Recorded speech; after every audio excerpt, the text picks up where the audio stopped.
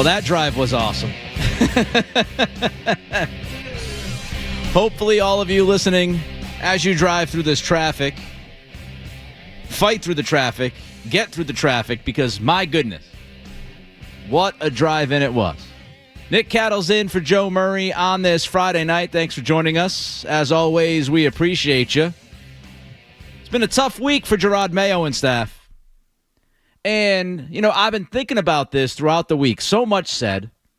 So many people talking about Gerard Mayo and the bad job he's done, this coaching staff, and Elliott Wolf, and how bad it has truly been here in 2024. And I was wondering, as you walk away from that Arizona game and you get ready to head to Buffalo to play, of all teams, the Buffalo Bills, who are an absolute wagon, especially on the offensive side of the football, did this week move the needle at all for the Crafts? After listening to all of the media, after listening to the fans, after seeing the frustration online, coming out of that Arizona game off a bye week, getting, I thought, pretty much dominated, 23-3, until you had some late life because Arizona, they gave up. They knew they had the game. And I wonder, has it moved the needle for the Crafts? And the reason why I really started to wonder about this today is because of Diana Russini. Russini on Saturday, last Saturday, 6 days ago, she wrote the following at The Athletic. While there hasn't been a public vote of confidence for the head coach from the Kraft family, Patriots leadership is standing by Mayo. Robert Kraft has privately assured those close to him that he's committed to giving his first-year head coach the time and resources he needs to grow into the role. The franchise knows they have their quarterback, and his coach will be given a runway. 6 days ago, Diana Russini is telling us that Gerard Mayo is safe. No public vote of confidence, but he's safe. Mayo's going to get a runway, which means the Crafts are going to give him some slack, right? So 6 days ago, Russini is telling us that Gerard Mayo is safe. No worries at the Mayo household. His job is safe and secure. He has nothing to worry about. And then today, Russini was on her Scoop City podcast. And here's what Russini had to say about the Gerard Mayo situation and his future here in New England. I believe that Gerard Mayo needs to put out a really good coaching performance to wrap up the season. Do they not need to get blown out? Do they need to play him close? I don't think they're looking at this like this season doesn't matter. I think they want to see that he can do it. But a lot of owners are hesitant to making moves unless they feel like they've got a better option. So you have to wonder if Kraft thinks that there's someone out there that could maybe possibly come in that could be better. What happened? What happened? I mean, the Arizona game happened. The you said it, I didn't in the post game happened. But just 6 days ago, Diana Russini, who you just heard tell us that Gerard Mayo has to coach better and they have to play better over the final 3 weeks, and then says, well, if somebody is out there that Robert Kraft thinks could do a better job, then pretty much all bets are off. So 6 days after she said Mayo is safe, now she's telling us that there's a little bit of wiggle room here. And I find it interesting that she says, hey, if someone is out there that could be better, if Robert Kraft thinks somebody is available that could do a better job than Gerard Mayo, then something might happen. It's very, very fascinating because we all know who's out there and we all know who's being talked about this week, whether it's Greg Bedard, my buddy on our podcast, or it's Tom E. Curran on NBC Sports Boston, or it's many other people throwing out the name of Mike Vrabel. And I don't think it's a coincidence that we're hearing all of this Vrabel stuff on the heels of what happened in Arizona. And then Russini, the same reporter that told us that Mayo was safe 6 days ago, is now backtracking a little bit. I'm here to tell you, if there is no miracle turnaround the next 3 weeks, if there's no miraculous turnaround, I'm blowing this thing up. If I'm Robert Kraft, I am blowing this whole thing up. From the top on down, from Elliott Wolf down to the wide receivers coach Tyler Hughes. Everybody is going to get got on my watch. If this doesn't turn around in the next 3 weeks, if we don't see some life, if we don't see some improvement, if we don't see things that we can believe in for 2025 outside of Gerard Mayo selling us hope that he's going to get better, somehow, some way, he's going to wake up one day and just be a different coach. If I don't see it with my own eyes over the next 3 weeks, if there is not a miraculous turnaround, blow it up, and go get Mike Vrabel. And I know some people out there aren't fans of Mike Vrabel for whatever reason. I'm going to get Vrabel. Let's talk about his track record for a minute, okay? 54-45 in the regular season, 2-3 in the postseason. Now, 2018, he takes over. Tennessee goes 9-7.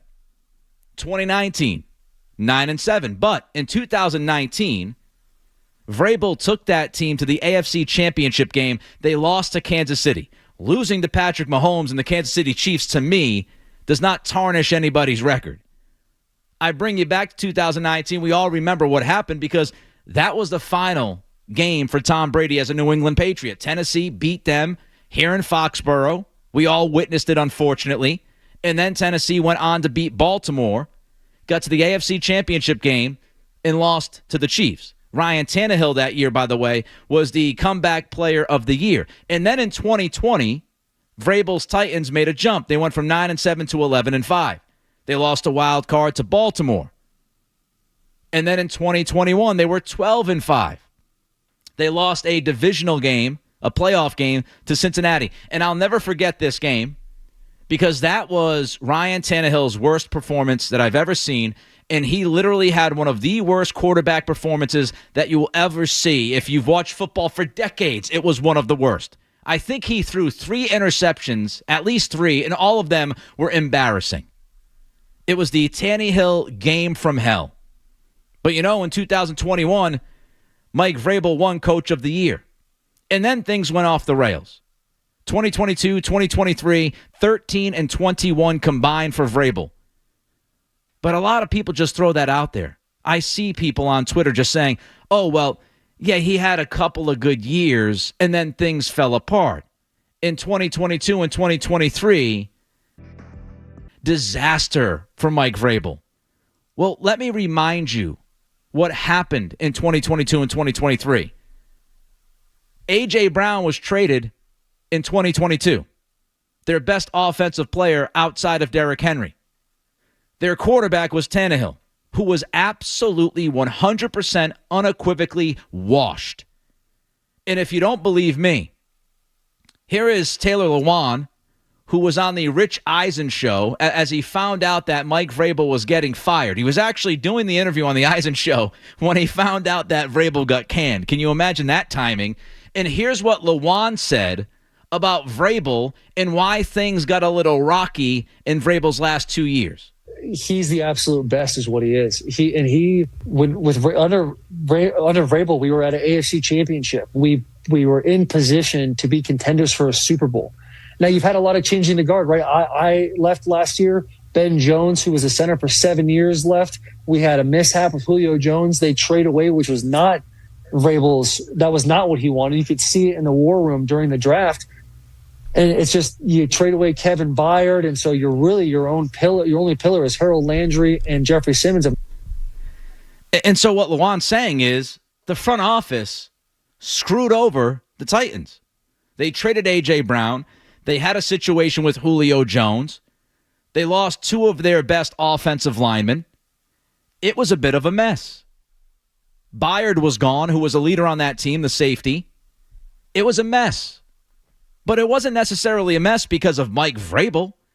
I remind you, just in case you forgot, the quarterbacks that Vrabel had in Tennessee: Marcus Mariota, backup quarterback; Ryan Tannehill, mid at best; Blaine Gabbert, stinkeroo; Josh Dobbs, lifetime backup; Will Levis, he just got benched; Malik Willis, backup quarterback. Those were the quarterbacks that Vrabel had in Tennessee. And he still went 54-45, got that team to an AFC championship game, won Coach of the Year, and in 2021, before they traded A.J. Brown and some of the key players fell off the map because of retirement or injury, won 12 games in 2021. With those quarterbacks, Mariota, Gabbert, Dobbs, Levis, Willis, and Tannehill. So these people that are just throwing out, oh, well, Mike Vrabel isn't that great. He's not that good. He's a good coach. He is a damn good coach. And it's not just the track record. He established a culture in Tennessee. We heard Gerard Mayo and Elliott Wolf tell us they were going to establish a culture. And then all of a sudden, about a month ago, Gerard Mayo backed away from that. Mayo said, well, it's pretty tough to reset a culture in 1 year. It's not what he was saying 10 months ago, folks. At his introductory press conference, he was pumping the tires of a culture change. Vrabel established a legitimate culture in Tennessee right off the bat. Tennessee was always a tough team to play no matter who they had on that roster. Even with losing records, they were competitive, they were tough, they were physical. Guys loved to play for him. Go look at what Derrick Henry said after Vrabel was fired. In that same interview with Rich Eisen, Lewan waxed poetic about Mike Vrabel. Not everybody loves to play for him, but a lot of players love to play for Mike Vrabel. And as we sit here and wonder about the offensive coordinator and the defensive coordinator, one of the biggest issues with Mayo, and we said this in real time, was that he didn't know a lot of people throughout football. Vrabel's the complete opposite. He played in Pittsburgh. He played in New England. He played in Kansas City. He coached at Ohio State. He coached down with the Texans. He was the head coach of the Titans. And now he's in Cleveland. He's got a vast Rolodex that he can thumb through. He's got plenty of people that he knows in the game. And you know what else he has? He has a very good track record at hiring coordinators. He hired Matt LaFleur in Tennessee when he took over. He put LaFleur as the OC. Matt LaFleur, within 1 year, was headed off to Green Bay and now is regarded as one of the best head coaches in football. He had Arthur Smith ready to go when LaFleur left, right? He had Arthur Smith, brought him up. Arthur Smith now, you see what he's doing with the Pittsburgh Steelers? Justin Fields to start the year in what we thought was the carcass of Russell Wilson. You see what Arthur Smith is doing? And it wasn't just offensively. Vrabel also brought in Shane Bowen as his defensive coordinator from 2021 to 2023. And Shane Bowen in 2023 had the best red zone defense in football. They had the best run defense in football from 2021 to 2023. The Titans allowed 106 touchdowns from scrimmage in Bowen's 3 seasons. That was the 7th fewest in the NFL. He builds a culture. Guys love to play for him. He has a history of winning football and being a coach of the year. He has the resume of hiring coordinators that end up working out for him and the team. Here's the question I have for you. For the people that say, hold on to Gerard Mayo. Again, aside from a miraculous turnaround, I'm blowing this thing up and I'm going to get Vrabel. The bottom line, the $1 million question, the question that Robert Kraft has to answer right now. Are you 100% confident that Mayo will be better in 2025? Because if you're not, you've got to go get Vrabel.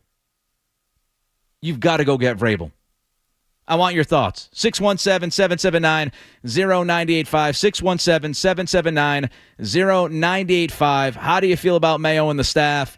Diana Rossini, last Saturday, Mayo was safe. Today, not so much. Would you go out and get Mike Vrabel? 617-779-0985. Cattle's in for Murray, 98.5 The Sports Hub. Don't go anywhere. There's more Joe Murray. On the way on 98.5 The Sports Hub.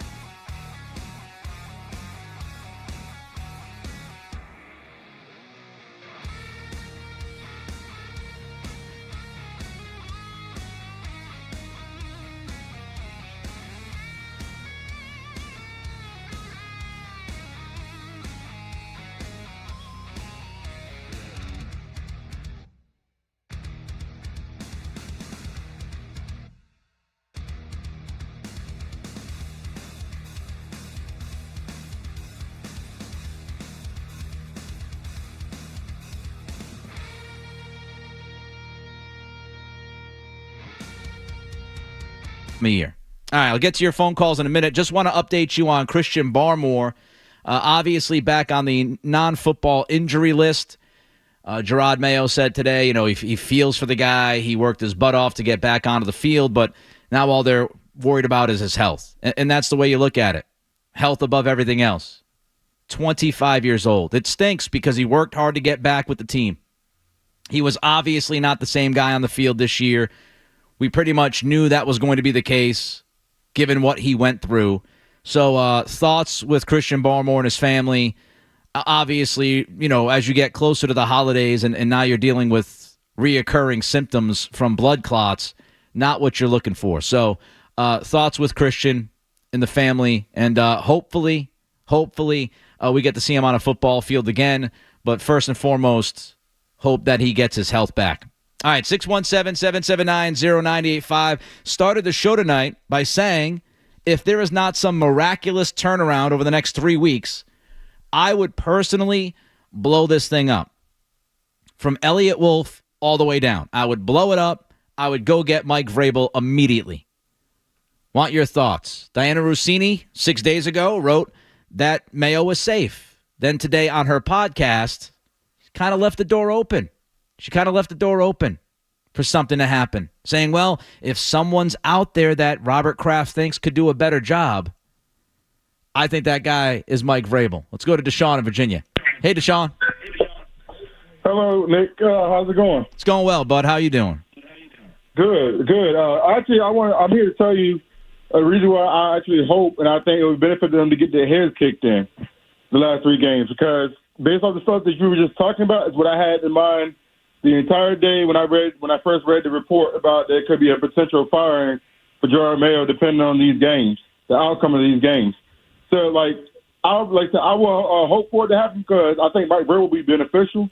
He also will have Josh McDaniels as a package deal, and on top of that, I was thinking they probably could keep Alex Van Pelt as a QB coach or whatever. And all the stuff that you mentioned about Mike Vrabel, as far as his stats, as far as being a good coach, this, that, and the third, is all the things I basically was saying. All the stuff you were just talking about just now is the stuff I was talking about about Mike Vrabel. All right, Deshaun, thank you. I appreciate the phone call, bud. So, look, Deshaun, he's in favor of Mike Vrabel. He hopes the Patriots get their heads kicked in over the next 3 weeks, and he's ready for Vrabel. Am I telling you that Vrabel's the greatest coach of all time? No. But I know Mike Vrabel can coach in the NFL. And I know that Vrabel is a better coach right now than Gerard Mayo. And unless you believe, if you're Robert Kraft and you're 100% confident that Gerard Mayo is going to make a big leap in year 2, which if he feels that way, he better be right. I'm not going to sit here and guarantee that. Not from what I've seen so far. By the way, hello to the YouTube people as well. I've been told you're out there. I see you. Happy Friday night to everybody watching on YouTube. All right, let's go to Paul in Rhode Island. Hey, Paul. Thank you for taking my call, Nick. I am going to go this route. Okay, if you want Vrabel and he's in Cleveland right now, do you want Schwartz? Do you move up Mayo? Listen, you move up Mayo for a GM position? I don't know, maybe.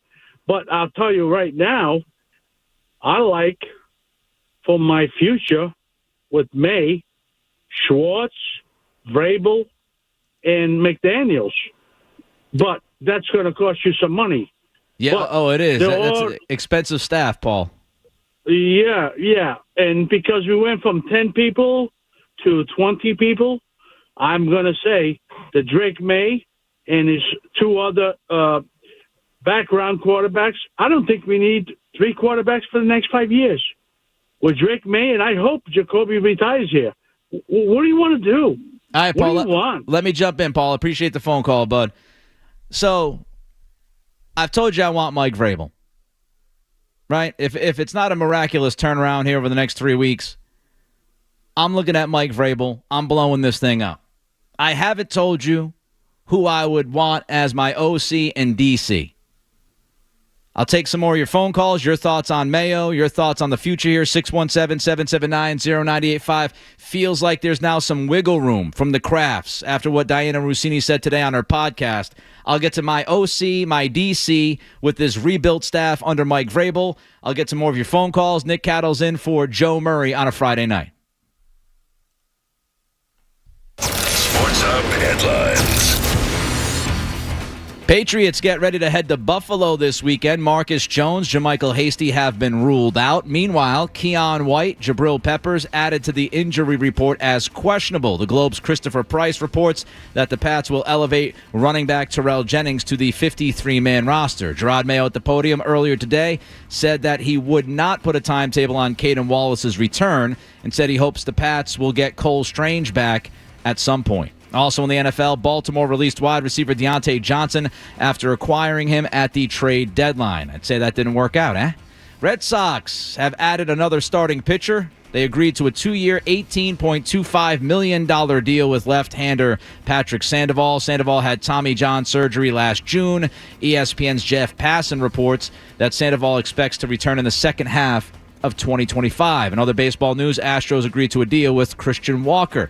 That move reportedly makes an Alex Bregman return to Houston very unlikely. Tonight, Notre Dame hosting Indiana. First game of the new expanded college football playoff. Tomorrow, we'll have SMU, Penn State, Clemson, Texas, Tennessee, Ohio State, and, of course, the Bruins and Celtics back at it tomorrow night. Headlines are brought to you by Tullamore Dew Irish Whiskey. Enjoy the game with the original triple distilled, triple blended, and triple cask matured Tullamore Dew Irish Whiskey. Because when it's game time, it's Tully time. Please drink responsibly. I'm Nick Cattles on Boston's Home for Sports 98.5. The Sports Hub. Your next headlines in 30 minutes. You're listening to Joe Murray on 98.5.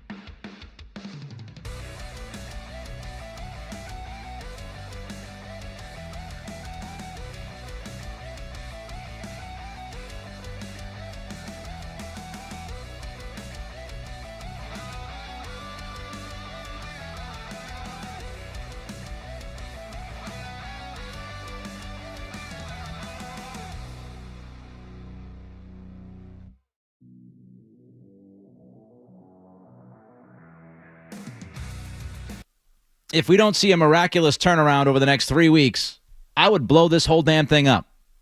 I would put TNT up against his mother. This thing would be exploding. I would blow it up. I'd blow it up because Mike Vrabel's available. And I've seen Mike Vrabel be a good head coach. I've seen him be a damn good coach at the NFL level. I've seen him build a culture. I've seen him hire a staff that ends up being good. I've seen all of that. I know who Mike Vrabel is. I don't have to hope and wish and pray that Gerard Mayo figures it out in 2025. I can't guarantee you if Gerard Mayo is going to be any better next year than he's been this year. Robert Kraft can't guarantee you that. Gerard Mayo himself cannot guarantee you that he's going to be better next year than he was this season. Neither can DeMarcus Covington. Neither can Alex Van Pelt. And by the way, I got news for you. Van Pelt's been the best one out of the three, relatively speaking. Not telling you that Alex Van Pelt is the next Kyle Shanahan, folks. I'm just telling you that if you're looking at Covington and Mayo, if this was a triple threat match in the WWE, Alex Van Pelt's going over. He's getting the pin because he's been the best out of those three guys. He's been the most consistent. Last week, he was awful. He was god-awful last week. We all watched it. It was painful for all of us. But I know. So Paul in Rhode Island, he asked, what would I do? What would you do? OC, DC? Here's what I would do. I am a fan of bringing Josh McDaniels back. Now, I know the questions about McDaniels. The Earhart-Perkins offense. I would want McDaniels back as long as he told me in an interview that he was not going to stick with the old same offense that we saw for like 2 decades. If Josh McDaniels walked into the office and gave me a plan, how he was going to utilize Josh Allen, how he was going to allow, not Josh Allen, Drake May, Freudian slip. How would he use Drake May, right? He studies Josh Allen film. He sees what Joe Brady is doing, the offensive coordinator for Buffalo. How is he handling Josh Allen? How is he getting the most out of him?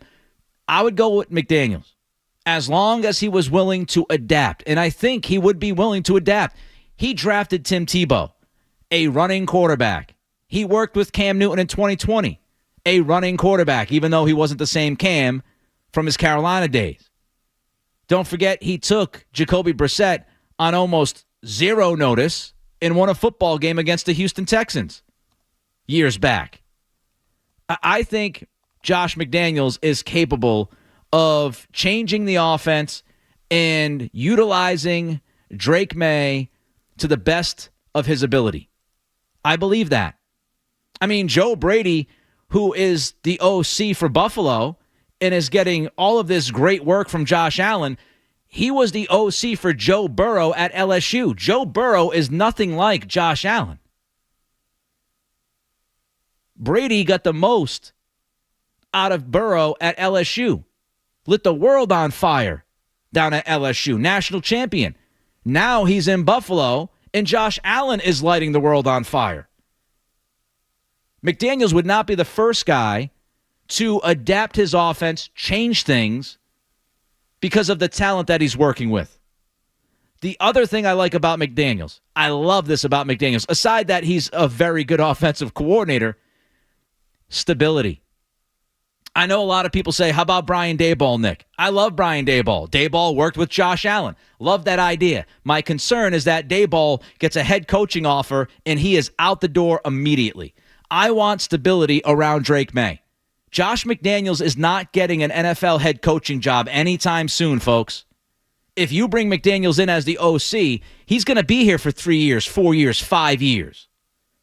Drake May would have one offensive coordinator for the next several years to work with, to grow with. McDaniels isn't going to leave. He's from the area. And there's no team in the NFL after what he did in Denver and Vegas that's going to hire him as a head coach. Unequivocally, a bad head coach.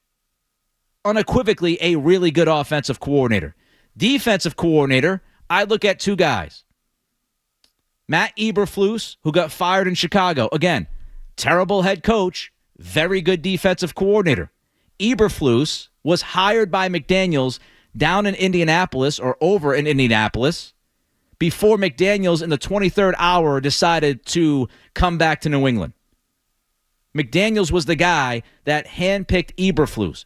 Eberflus stayed in Indy. McDaniels decided not to take the job. Eberflus stayed in Indianapolis and did a fantastic job with that Colts defense. When Eberflus left after 2021, Indianapolis was the 7th overall defense in football according to DVOA. He developed DeForest Buckner. He developed Kenny Moore. He helped Darius Leonard's career explode into an all-pro linebacker. And just like McDaniels, if you want stability, Eberflus is not going to get a head coaching offer anytime soon. Everybody watched that game in Thanksgiving and Eberflus not taking a timeout. He's not going to get a head coaching offer for a few years.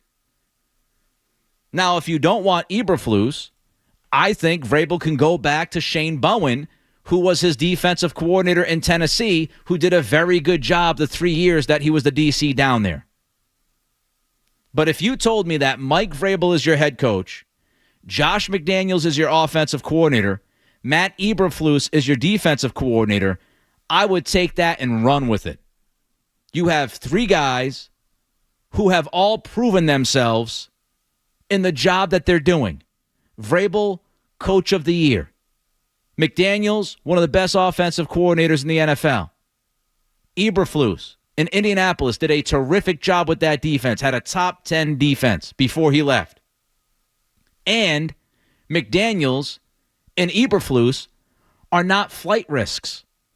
So you could look at that coaching staff and say, that's the trio for at least the next 3 years. And that just brings stability after all the chaos, after Belichick and Patricia and Judge and now Mayo and Van Pelt and Covington. It settles things down. It creates stability. You have high-quality coaches in the three most pivotal coaching positions on a football team. It just makes sense. It's going to cost a ton. Will Robert Kraft pull the trigger? I don't know. And you are within your rights to question whether or not he would do so. But if he was willing to spend the money, if this thing doesn't turn around in the next 3 weeks, if I don't see legitimate signs of improvement, you tell me, would you rather have the unknown in Mayo and Van Pelt and Covington coming back? Would you want the unknown of just Mayo coming back? Would you want the unknown of some of the younger coordinators who haven't been a head coach yet? Do you want that unpredictability? Do you want what is unknown when we've gone through the chaos we've gone through? Or do you want stability? 3 experienced coaches who know what the hell they're doing. I kind of like that idea. All right, let's go to Spence in Plymouth. Hey, Spence. Nick Cattles, great job this year. Happy holidays to you and your family. Thanks, buddy. And you looking too. forward to hearing you in 25. Man, I really appreciate your show. Thank you. I couldn't agree with you more, first and foremost. You have to blow this thing up. You can't afford to bring Drake May back into the situation again, because let me tell you what's going to happen. There are rumors out there right now from his agent and his family that he's 3 years and he's out. Because he's not going to get the protection. He's not going to get the weapons. Kraft is going to have no quarterback if he doesn't pull the trigger. If he doesn't spend some money now, the thing's over. And this kid's gone, and now you're starting from square one all over again because you had an intuition and you had a warm and fuzzy for Gerard Mayo. Are you kidding me? Name an organization in professional sports that doesn't interview 7 to 10 people for a head coaching job, one of 32 people in the world, and because he has the warm and fuzzies for this guy and he likes him, and I'm sure Mayo's a great guy. He's not a head coach. He's never going to be a great head coach. That should have been obvious. When he was hired, he was in over his head, and he's proven it. Name one thing, Nick, one thing that this team has done that you can sink your teeth in and say, you know what, this team's moving in the right direction over here. There's not one thing. Everything's going backwards, and I'm scared to death for May for the next 3 games. If he gets hurt, we're in a real mess. All right, Spence, thank you. I will give Gerard Mayo credit for being patient with Drake May. I know some people will say, well, that was Van Pelt, but Mayo had the final call. He's the head coach. They handled Drake May the right way. I'll give him credit for that. I think they've mostly played hard for him, so if you want to give the head coach credit for the team playing hard for him, I would also say you can give him credit for that. But there are a lot of other things. There's a whole list of things that Mayo has not shown improvement, whether it's discipline from his football team, focus from his football team, clock management, timeout usage, certain challenges, whether it's, players regressing, young players not developing, not improving, the press conference stuff. I mean, there literally is. I wrote a list this week. I'm keeping track because I know, just in case somebody says, oh, well, Nick, he hasn't been that bad. I literally have a running list of things that Mayo has not improved in those categories. And there's roughly 18 to 20 of those categories. And there's 2 or 3 things where I could point to and say, he did a good job there. I'm not telling you that he can't be a good head coach. He might end up being a good head coach. But I know what I have in Mike Vrabel. I know what I have. And I know that Vrabel has a lot more connections than Mayo does.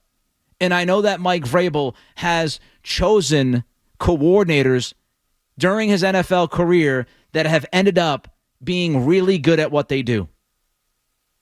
I know he's won a Coach of the Year. I know he made it to an AFC Championship game only to lose to Patrick Mahomes. I know that he had a winning record as an NFL head coach, even though he had pretty much nothing at the quarterback position. Marcus Mariota, Ryan Tannehill, I gave you the list earlier. The list of quarterback names that Vrabel had to deal with in Tennessee, just an absolute freaking joke. Ryan Tannehill was the best quarterback that Vrabel had down in Tennessee, and it wasn't even close. It wasn't even in the same universe compared to the other guys. Malik Willis, back up. Mariota, back up. Dobbs, back up.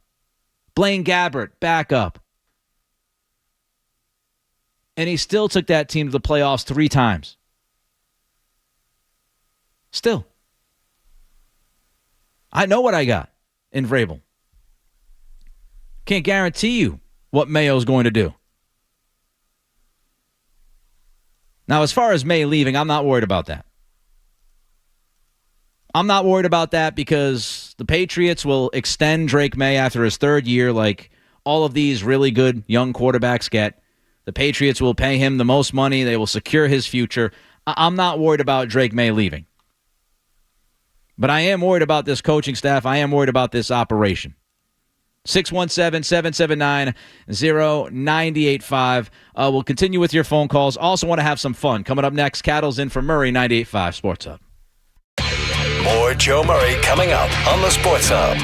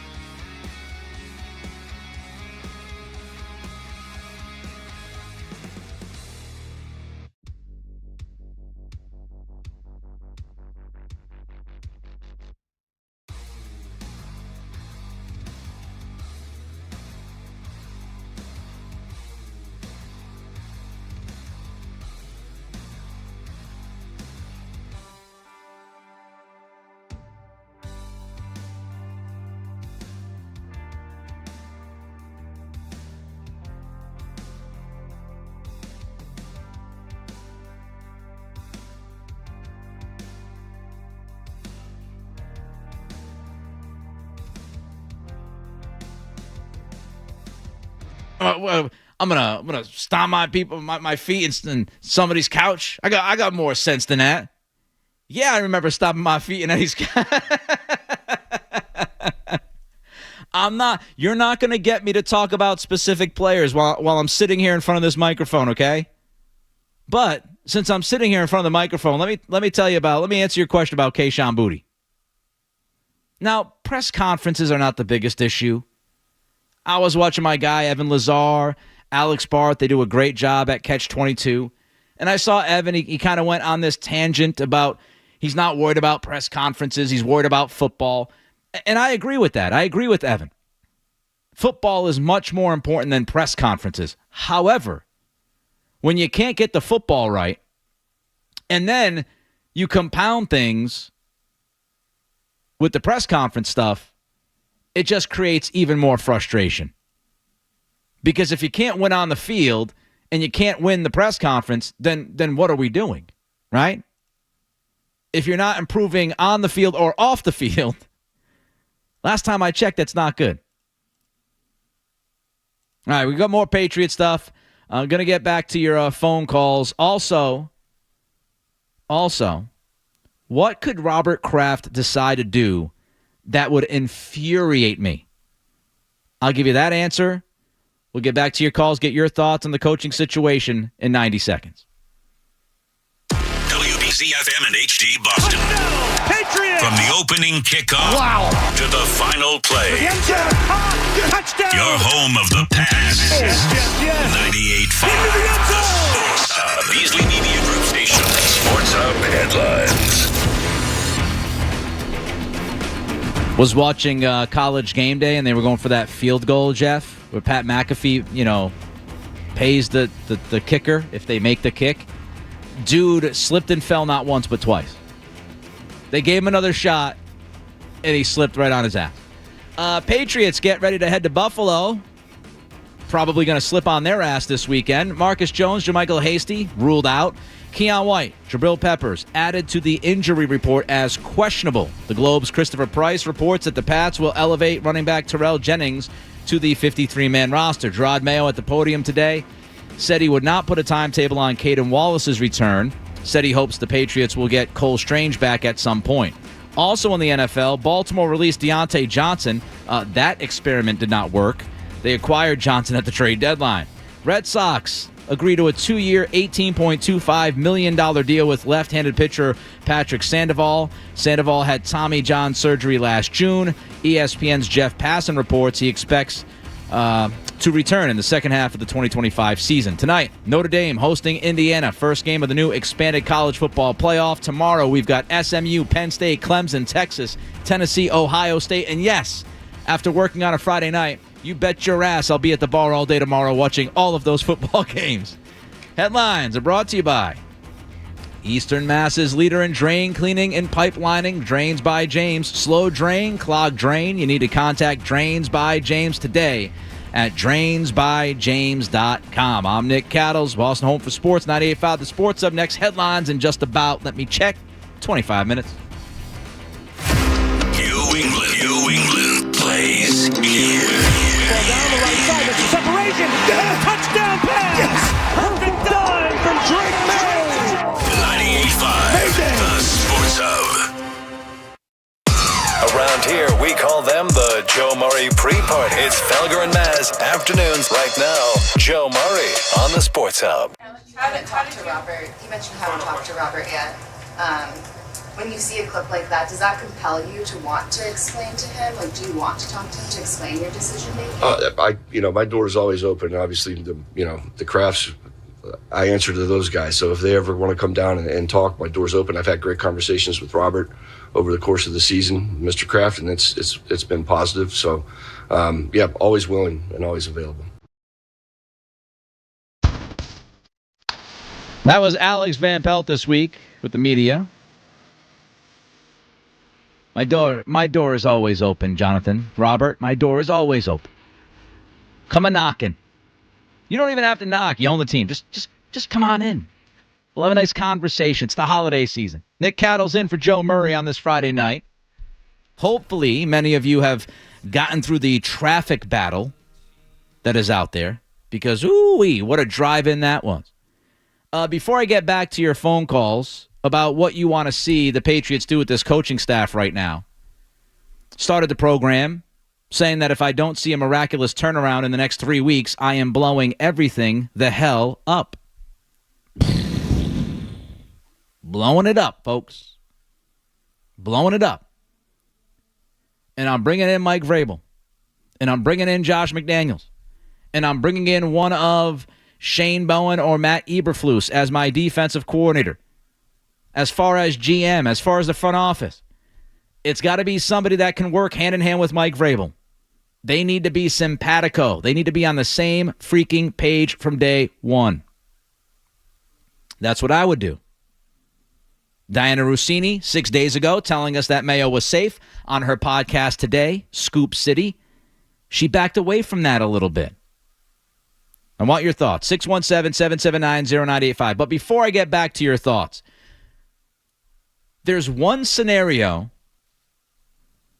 that if it plays out this way, I might drive to the studio on that day, even if I don't have a shift, barge into this studio and take a microphone to just scream expletives for 15 straight minutes.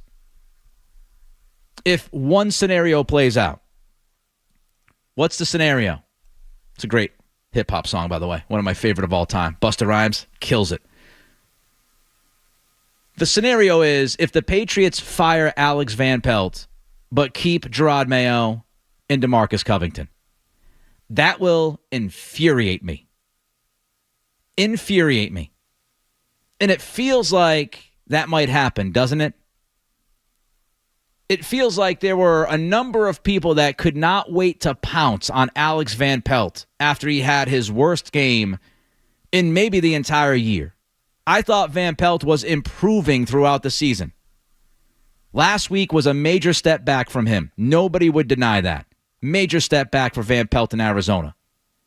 But it felt like as soon as that happened, the pitchforks came out. The torches were lit. And you started to hear a lot about Alex Van Pelt's future with this program in Foxborough. And it's funny. Andrew Callahan, Boston Herald, he brought this up a few weeks ago. And I think it's a fantastic point, and it happened again last weekend. We had the you said it, I didn't moment in the post-game press conference, right?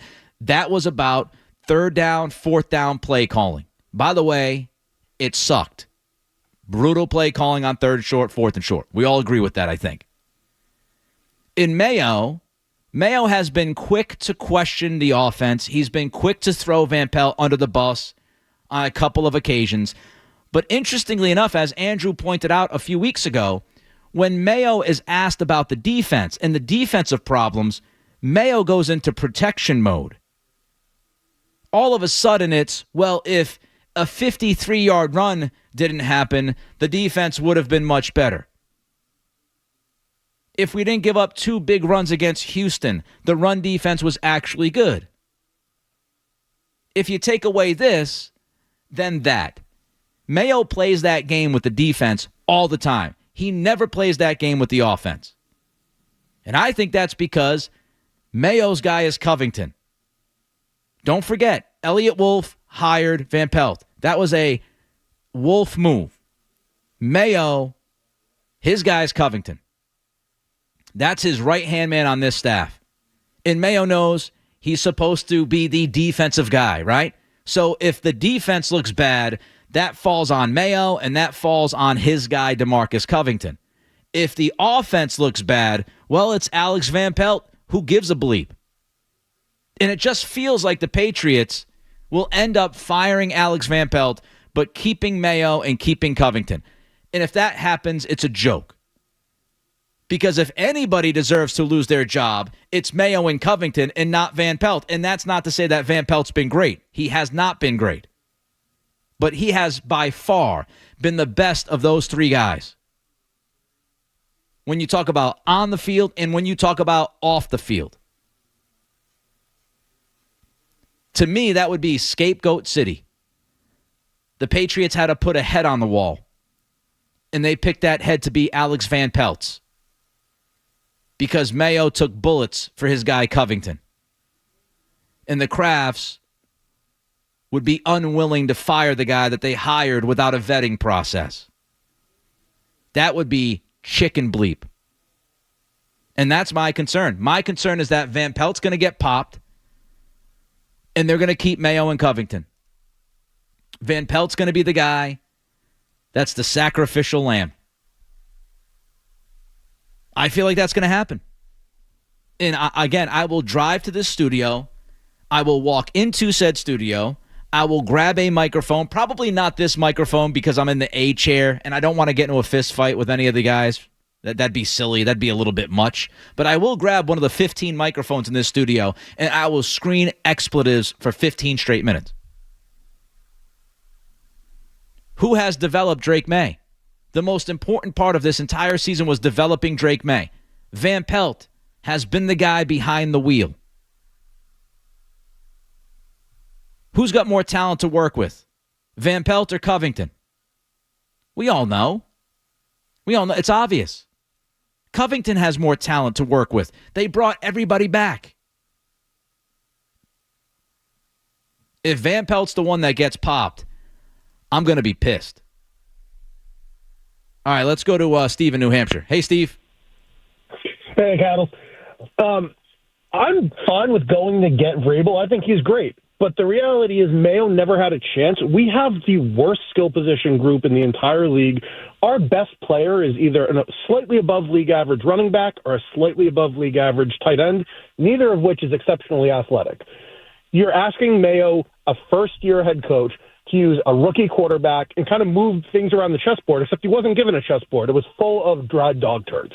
There's just nothing any good coach is going to be able to do with that to the level of what we're looking for. And unless we come out of the draft with a high-end pass catcher and not another one in the line of Aaron Dobson, Chad Jackson, N'Keal Harry, and looks like Jalen Polk, we're in the same boat next year no matter who's calling the shots. So that's my real concern. It has nothing to do with the coaches as much as just giving May some help before he gets his brains beaten in. I'll hang up and listen. Steve, thanks for the phone call. I appreciate your patience, my man. First, let me say this. Elliott Wolf obviously failed. The offseason is a failure. There's no doubt about that. And there's no doubt about that the idea of Gerard Mayo was set up to fail, so to speak, which is what Steve pretty much said, right? He was set up to fail. He wasn't ready for the head coach job. They didn't give him a ton of talent. I understand all of that. I did not expect a lot from Gerard Mayo this year, Steve. I didn't. I did not expect a lot from Gerard Mayo. But what I expected was improvement. This argument of talent or coaching to me doesn't make any sense because it's both. It is both. The talent is not good enough and the coaching is not good enough. They have a legitimate defense. Their defense was good last year. They brought pretty much everybody back. Now, I know Jawan Bentley has been banged up, okay? And he's been out for the year. I get that. And Christian Barmore, I understand that.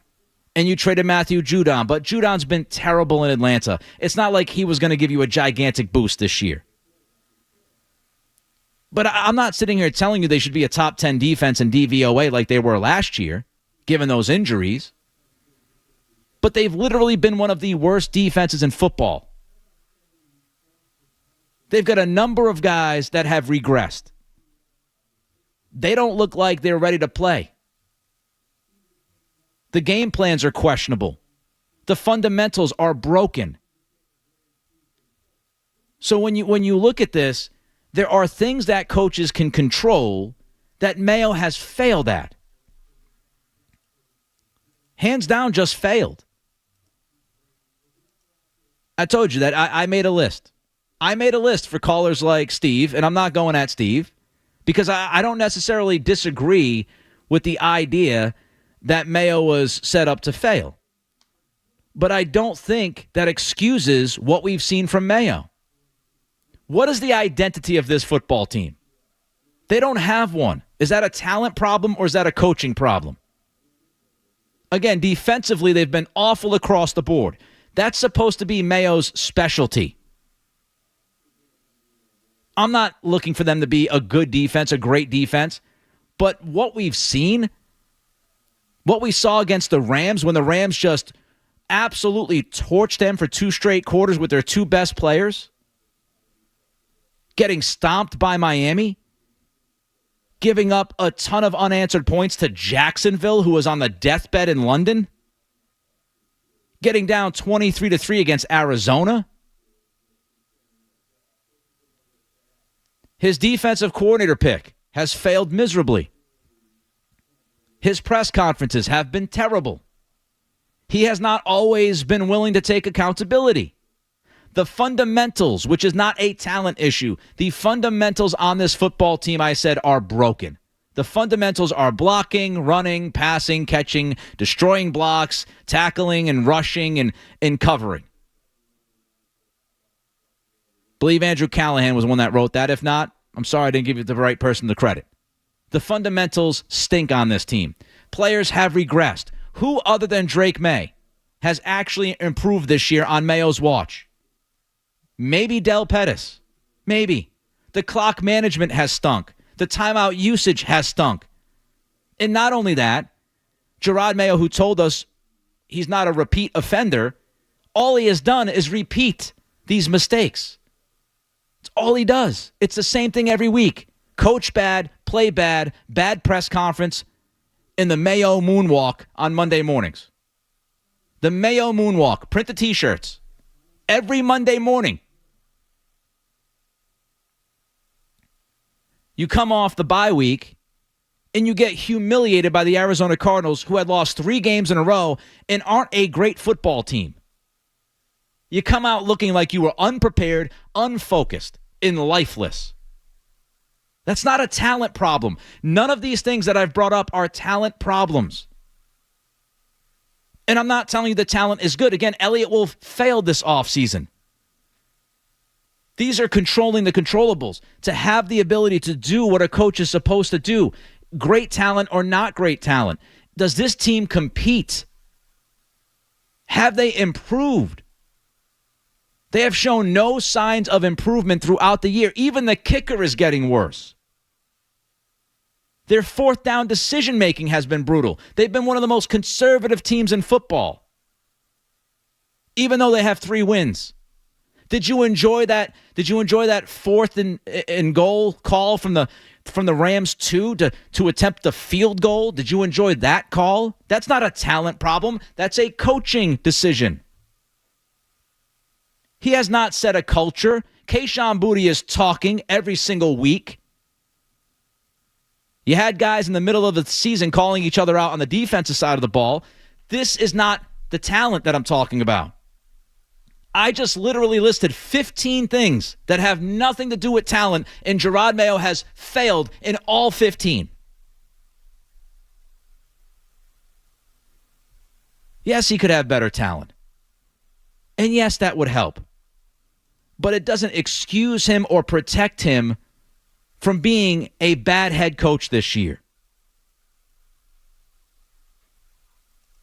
617-779-0985. Nick Cattle's in for Joe Murray. Don't go anywhere. There's more Joe Murray. On the way on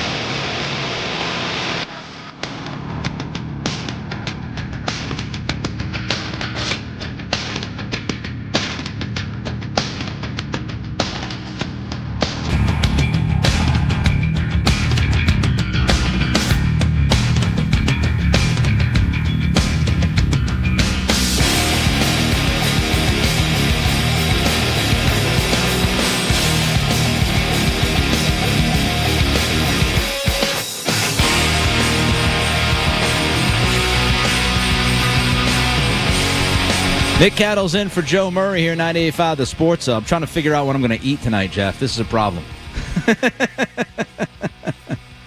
I got a meal. I got to heat it up. I got to run to the kitchen, run back, eat for a minute. Then it's going to get cold during the segment. Then run to the kitchen, heat it up, come back, eat for. This is going to be a thing. Oh, my pizza's ice cold by now. But pizza's easy. You could eat pizza cold too. You know what I mean? I could, yeah. How do we feel about this? You ready? Someone's going to steal it. I know somebody's going to steal it, but Mayo's Monday morning moonwalk. Do you like that? I do actually like that. I could be sponsored. Mayo's Monday morning moonwalk. I'm testing it out. Print the T-shirts. Give me a cut. Respectfully AMD on Twitter at Nick C Radio. Mayo moonwalk. Yeah, nice. Thank you. Yeah, we can cut it short if we want. Just call it the Mayo moonwalk. My man's like Michael Jackson on Monday mornings. Just can't help himself. Mayo should just throw in a hee-hee in the middle of one of his moonwalks. I wasn't really getting after Alex Van Pelt. Hee-hee. What I was talking about. The Monday morning moonwalk, baby. I'm tired of it's the talent or the coaching. No, folks, it's both. It's both. Both can suck, and both have sucked. Jalen Polk has been a bust to this point. Caden Wallace hasn't been able to get on the field. Layden Robinson's been up and down. He's not good in pass protection. Javon Baker can't get on the field. The players that were good, that we've seen play well, have completely regressed. We don't have to pick one or the other. We can just say it's all been bad. That's what happens when you have a bad football team. It's all been bad. And there are people that want to defend Gerard Mayo. And I'm not saying that, he wasn't set up to fail. But my goodness, he just has not been good. It's not about wins and losses either. I've said this from the very beginning. It's about showing improvement. And I literally just ran down a list of, roughly 15 things that don't have to do with talent necessarily as a head coach where Mayo has failed. I'll give you the things that, hey, why should he be kept? Well, you could say he was set up to fail. Give him a shot with more talent, better support system. You can say 1 year isn't enough to fully evaluate a head coach. And I would not necessarily disagree with you on that, especially with Mayo's inexperience. You could say the Drake May plan worked. I said that earlier. Mayo had the final call. You can say the team mostly has played hard. If I'm Gerard Mayo, those are the four things that I could tell Robert Kraft at the end of the year why I should keep my job. But unfortunately, there's 15 things where that he doesn't have a leg to stand on. And look, I'm talking about this very specific situation, which is Mike Vrabel is available. I'm not going to sit here and tell you that Ben Johnson would be a better head coach. I don't know that. And I'm not going to be, super urgent to get rid of Mayo and the staff to bring in a bunch of unknowns. But if you're telling me you can bring in Mike Vrabel and Josh McDaniels and a defensive coordinator that's been experienced and been part of winning programs and have helped build, cultures, then yes, I would do that because Gerard Mayo is not guaranteed to be as good of a head coach as Mike Vrabel has been.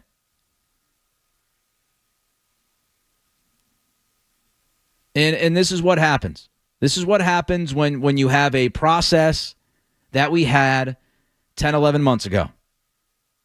When Robert Kraft decided to just hand the job to Mayo without any vetting, without an official interview process, put the clause in the contract for Mayo, didn't tell Belichick about the clause, which pissed Belichick off, caused a fracture between Belichick and Mayo, so Belichick was not jumping up and down to help Mayo because he found out that Mayo had that in his contract, pretty much kneecapping Bill.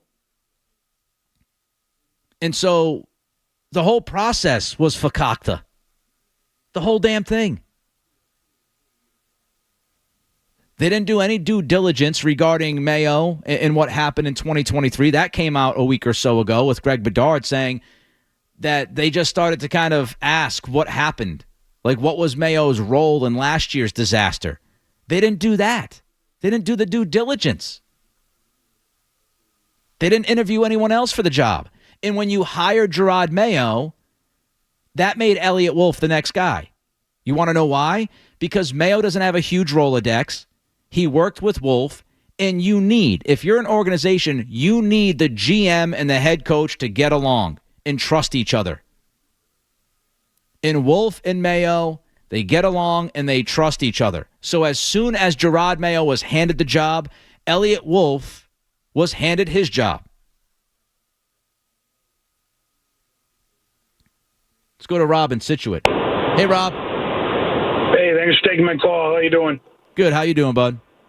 Good. I originally wanted to talk about Kraft and, spending money, but all the Vrabel talk got me thinking, that's great and all, but is he going to come here? Does he want to come here? He's not going to take a hometown discount. He's going to be expensive. Did he express interest in the job at all prior to any of this? Yeah, Rob, let me jump in. I appreciate you. I appreciate your patience, and have a good holiday, my man. All I can tell you is I don't know Mike Vrabel personally. All I can tell you is what reporters have reported. And Greg Bedard and Tommy Curran have said that Vrabel would absolutely be interested in the job, and that he was interested last year when he was fired by Tennessee. He would be interested in the gig. And that's what I want to underline here, is the fact that not only is Vrabel available, but he is reportedly interested in getting the job. But on top of that, you've got a situation where you've got so much around him being around this organization being unsettled that he can walk in and settle things down, right? But yes, reportedly, he is interested in the job. He would take the job, I think, and people might ask why, since this has been such a mess the last few years. This job is actually a good job, folks.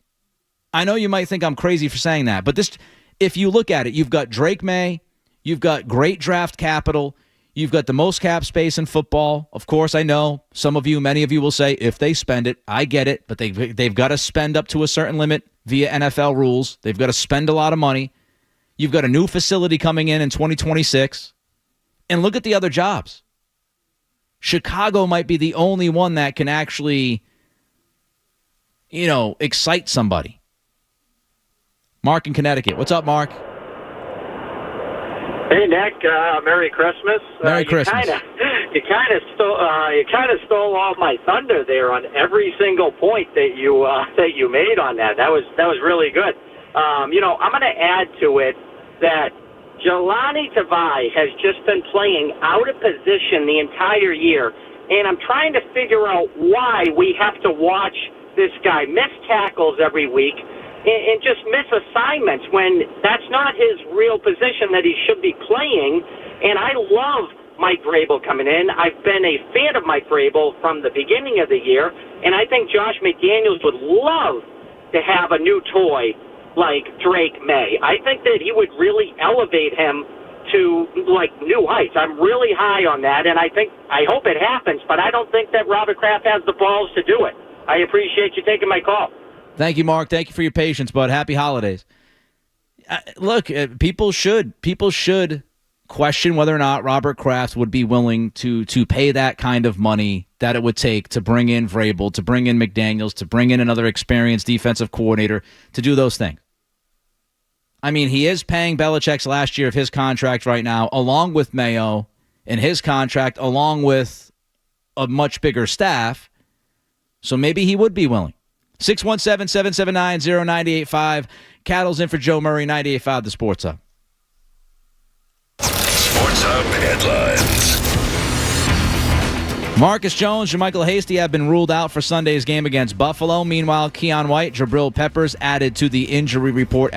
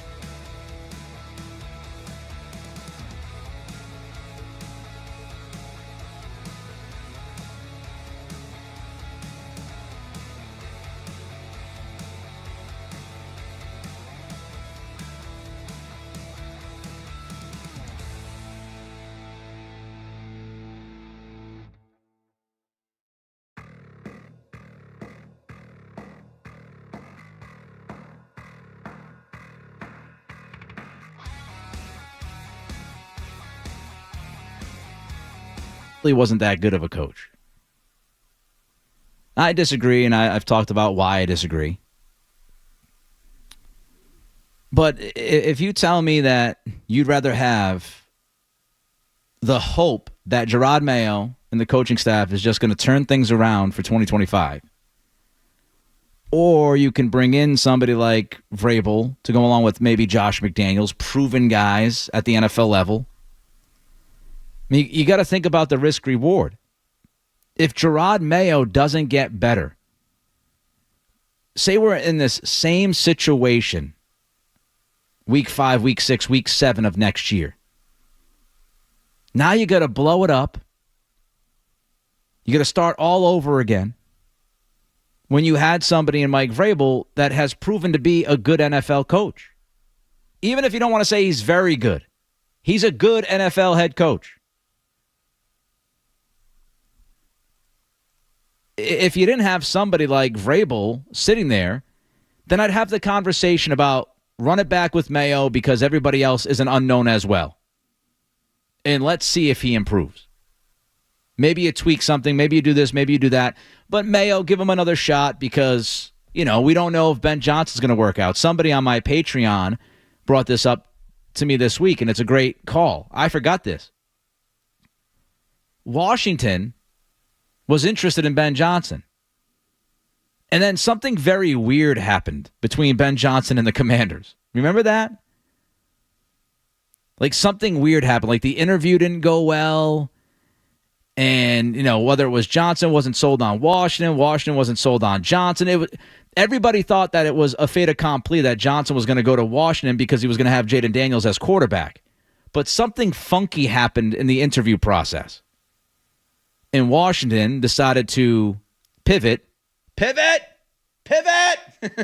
then go to Dan Quinn with the backwards hat. I don't know if Ben Johnson's going to be good. What if you blow it up, you go out and you get Ben Johnson, and Ben Johnson stinks? Even though he wears tight pants, he's a good-looking guy, whatever the hell else people talk about. I mean, maybe, just maybe, Ben Johnson, and I'm not saying Ben Johnson won't be great. Maybe he will be great. Maybe he will be the next Sean McVay. Maybe. But we also have to appreciate the fact that Ben Johnson has Jared Goff, who's a former number 1 pick. He's not a great quarterback, but he's still talented enough to be a former number 1 pick in the NFL draft. He's got Jahmyr Gibbs. He's got David Montgomery. He's got Amon-Ra St. Brown. He's got Jamison Williams. He's got Sam Laporta. He's got one of the best offensive lines in football. Maybe that's helped a little bit, right?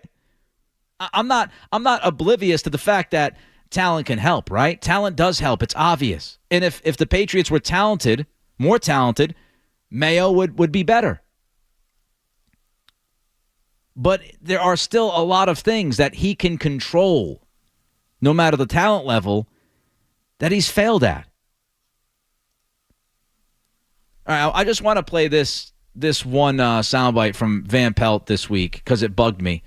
All about Drake May and running, and is he allowed to run, etc.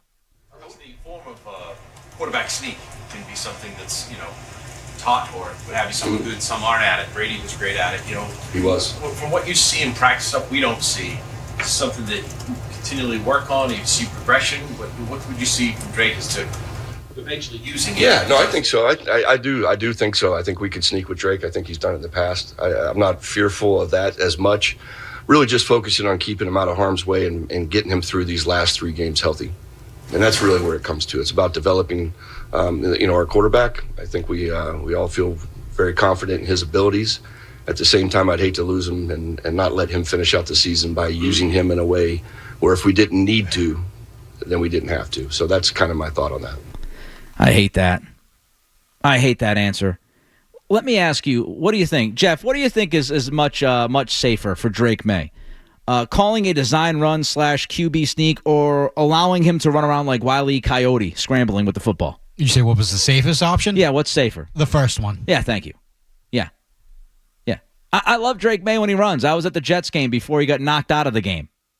I was the lucky guy who paid a few $100 to go with his wifey, Kelly, A friend of mine said, why do you say the wife or wifey? I said, well, if I say Kelly, nobody knows. My wife, Kelly, we went to the game, the Jets game. I got to watch Drake May for 1 quarter. Yeah! But, hey, they won, so I can't bitch about it, right? 1 out of 3. So I was there. I lived it. I witnessed it. But May's running around like a crazy man at times, and nobody says anything. But, designed runs of the QB sneak is just, it's a bridge too far. Let him go Wile E. Coyote on the field, though. That's fine. QB sneak, well, it's got to be a very special set of circumstances to call a QB sneak. Why is it all or nothing, by the way? Why is it we can't run him at all. We got to take care of him. Can you not run 2 or 3 times a game in short yardage or in the red zone? Can you not call a couple of runs? You're that afraid? And by the way, what's this say to the other guys in the locker room? Because what you're saying is 2025 is the most important thing, right? When you say what Van Pelt just said, which is we want to take care of Drake. We don't want to get him hurt in the final 3 games. How about everybody else then? Are you protecting everybody else on the football team?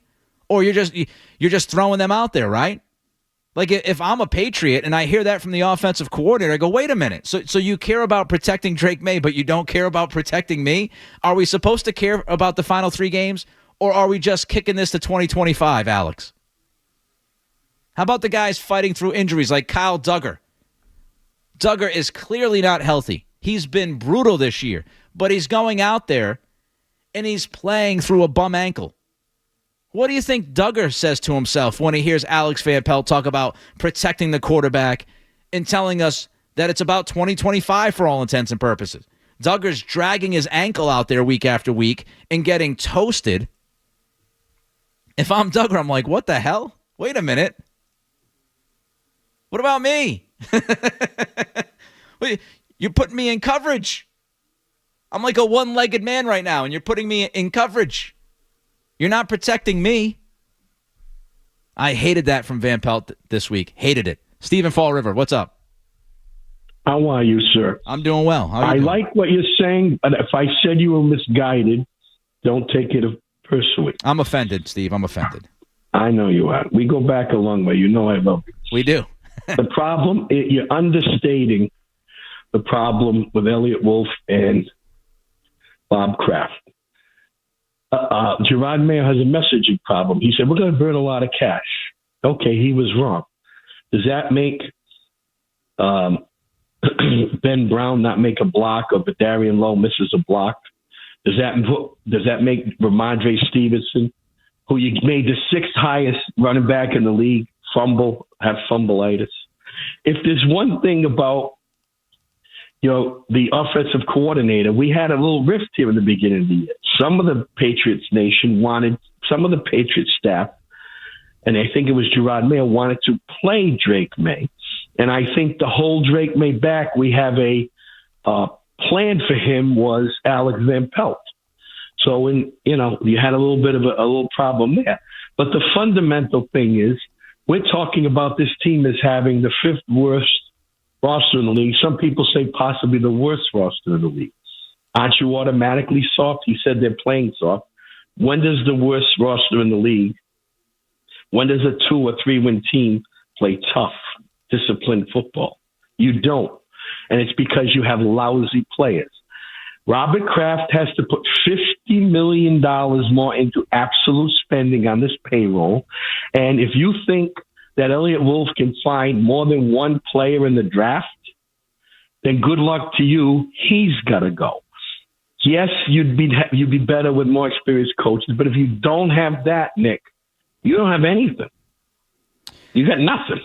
Thanks, Steve, for the phone call, but I appreciate you. Happy holidays. I appreciate your patience as well. I don't mean to understate the impact that Elliott Wolf has had on this football team. The roster is bad, and I've said it. He failed in the offseason. He failed in the offseason.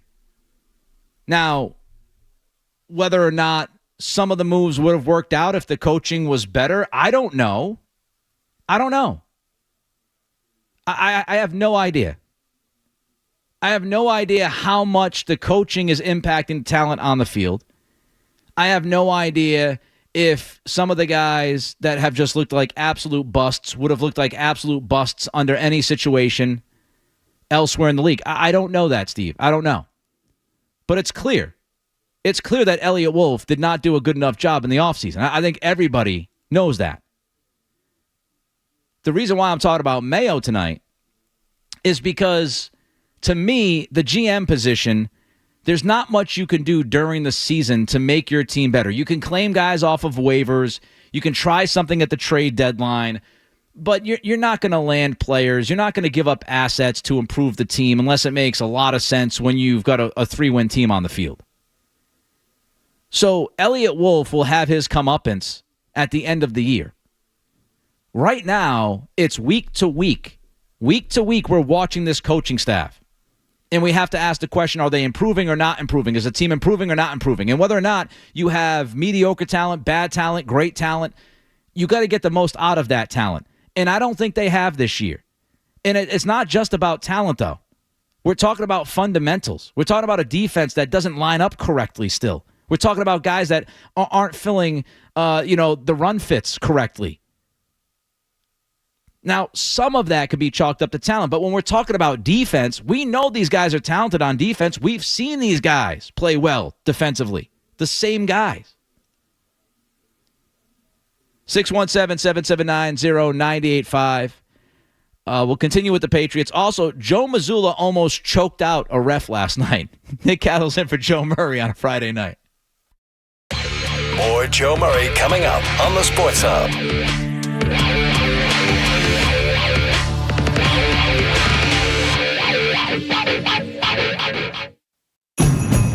Get the Honda of your dreams during Happy Honda Days. For a limited time, well-qualified.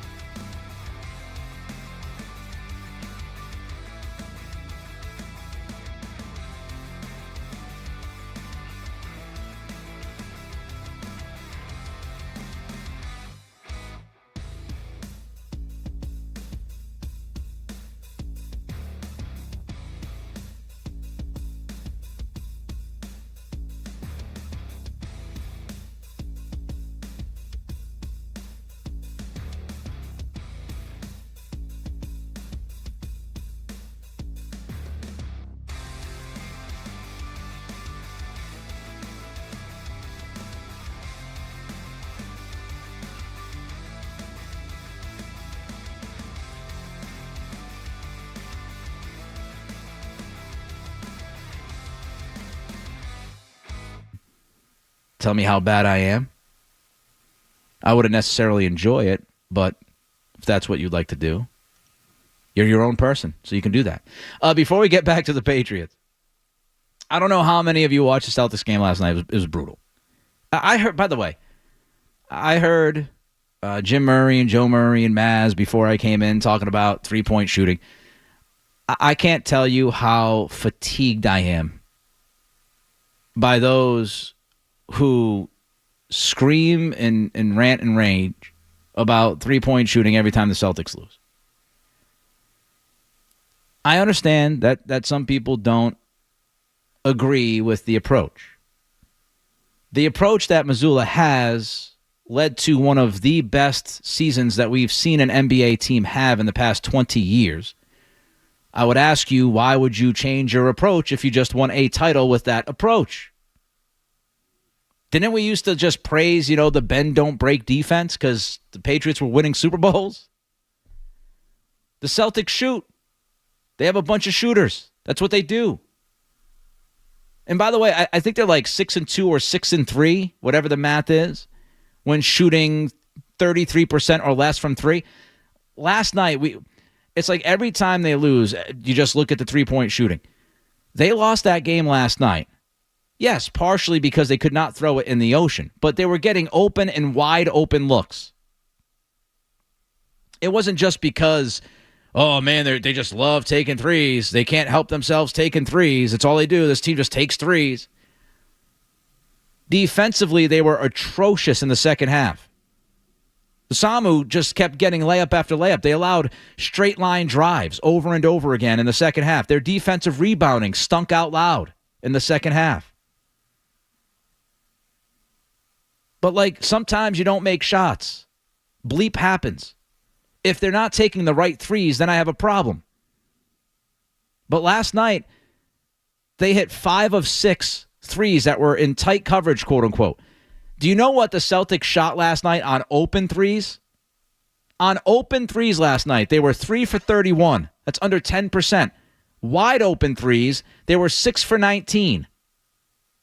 That's 31.5%. That's from my guy Stool Greeny at Barstool. Take good shots.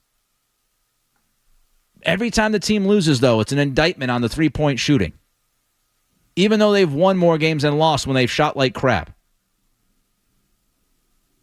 Speaking of the Celtics, quickly, before we get back to the Patriots, if you're watching that game last night, as I said, towards the tail end, I'll tell you, this one referee, Justin Van Doon or Dine or however the hell you say his last name, this guy was on a heater. He was just throwing technical after technical at the Celtics.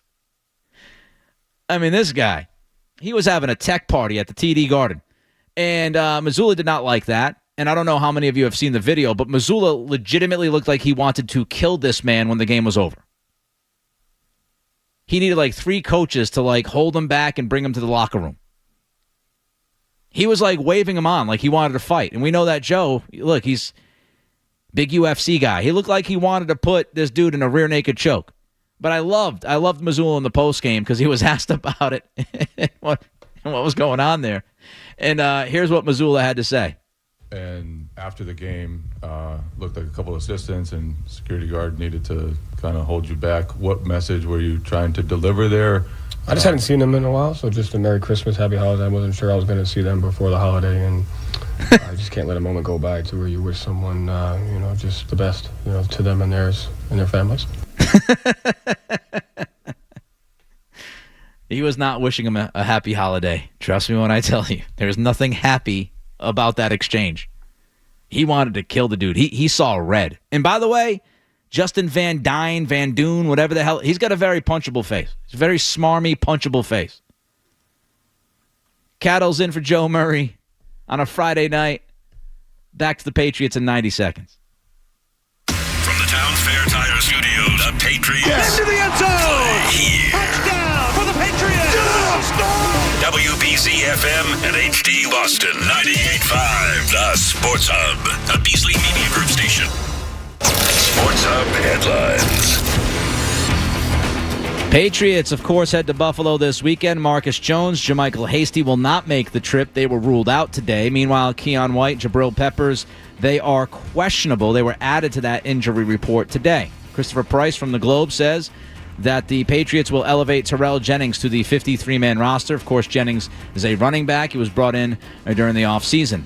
Gerard Mayo at the podium would not give a timetable on either Caden Wallace or Cole Strange, but he did say he hopes that Cole Strange will be back at some point. So I guess we've got that going for us. The Red Sox added another starting pitcher. They agreed to a 2-year, $18.25 million deal with left-hander Patrick Sandoval.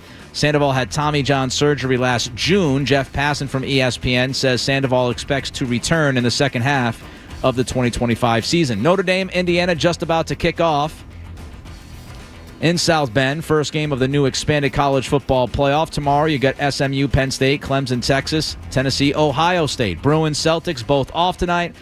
Bruins play the Sabres tomorrow night, while the Seas, they travel to Chicago for the home-and-home with the Bulls. Headlines are brought to you by Safety Insurance, providing comprehensive coverage for your auto, home, and business. Ask your independent agent about safety. I'm Nick Cattles on Boston's Home for Sports 98.5. The Sports Hub, your next headlines in 30 minutes.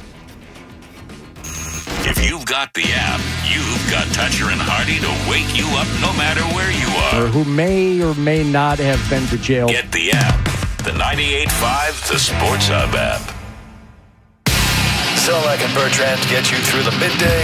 Joe Murray gets you right through the night. I actually spoke with women today. On the Sports Hub.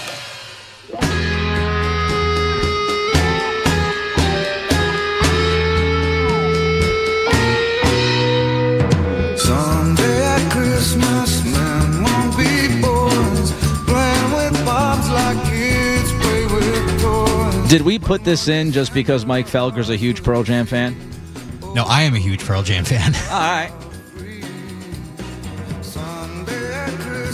Honestly, I haven't listened to a lot of recent Pearl Jam. I love old Pearl Jam. Oh, you would have loved the last two shows at Fenway then. Those were two of the best shows I've ever been to. I listened to, what was it, Dark Matter? Is that their latest? It's good. It's a little bit of a throwback to their older stuff. A little bit of a throwback. I thought it was pretty good. There's some stuff I could do without. It's tough, though, man. You're playing music for 30, 40 years. I mean, pimping ain't easy. Music ain't easy. I mean, you start running out of stuff, man. There's a lot of these bands that go bananas for a 5-year period. They just lose their minds. They're like, we're going to do something different. And their fans are like, don't do anything different. But we're artists, man. We got to find something.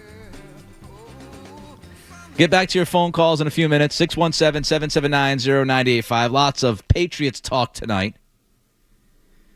And one of the options that the Patriots have, if they want to change things with this coaching staff, is that they can keep Gerard Mayo and fire the coordinators.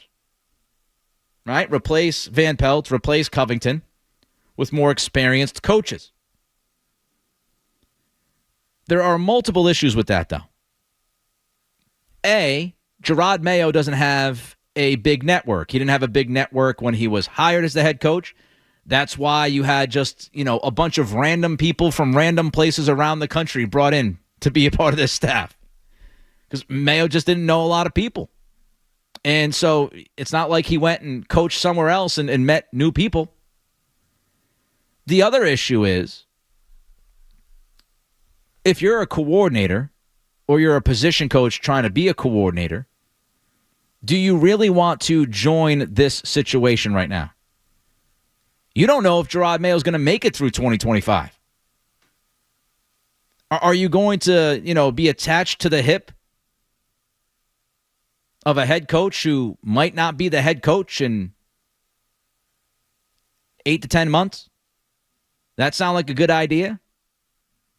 Do you want to be an offensive coordinator for Gerard Mayo when Gerard Mayo has made it a thing to throw AVP under the bus and question the offense in front of the media?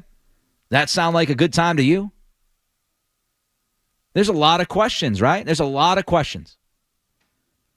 But let's start with the offensive coordinator. Andrew Callahan of the Boston Herald wrote a story today, and he actually gave us some names. He gave us some names of possible guys who could replace Van Pelt and Covington. We start on the offensive side. Here's what Callahan wrote. If the organization was to replace Van Pelt, a few obvious names spring to mind. Ex-Patriots assistants Josh McDaniels and Brian Daboll, assuming Daboll is fired by the Giants. Don't forget Patriots senior advisor Ben McAdoo, or ex-Jaguars and Bills head coach Doug Marrone, currently a senior analyst at Boston College. Jeff, does Doug Marrone get you all in the fields? Would you be jumping up and down for Doug Marrone? It doesn't even twitch. No movement. No movement. It's not moving. Ladies and gentlemen, Doug Marrone. What? Ben McAdoo is obviously like the easiest solution, right? The easiest go-to would be McAdoo. He's been here this year, has a relationship with Drake May, would run, I would imagine, a very similar offense. It's not like you would lose sleep if everybody was fired next year and you lost Ben McAdoo. He's the easiest solution. Brian Daboll, I have my concerns. I'm concerned that Daboll is a flight risk. You bring Daboll in to be the OC. He works with May. Things are going great.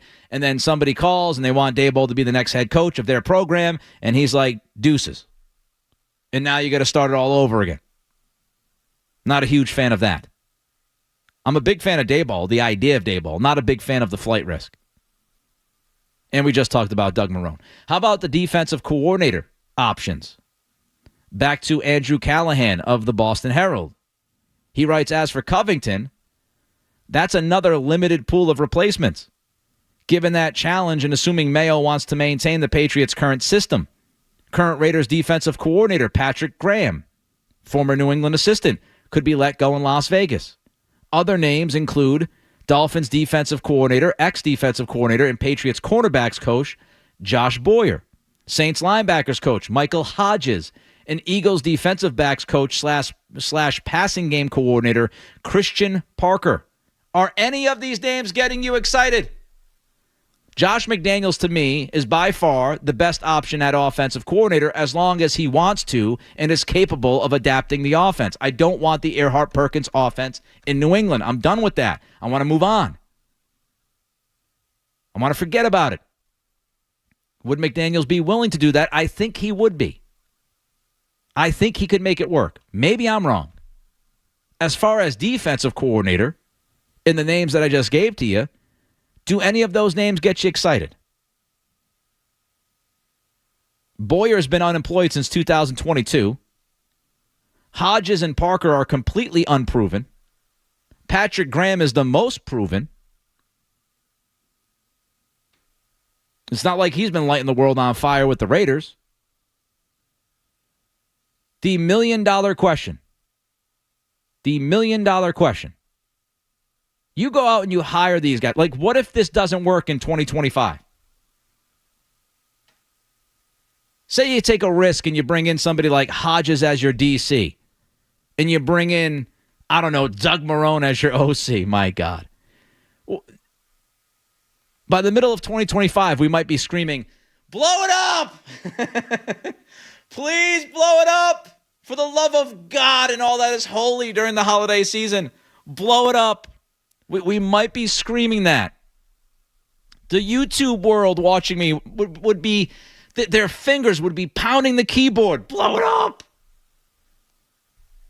So, I think we get into these conversations and you can do this, you can do that, but then you have to look into what that would mean, right? Like, who comes in? Who wants a job like this? Who does Mayo actually know that would want to coach underneath him? It's not easy. It's not like you just wake up and go, all right, well, we're going to replace Van Pelt and Covington and get two awesome coordinators. Which brings me back to the Vrabel idea. Not just Vrabel, it's the staff. It's his network.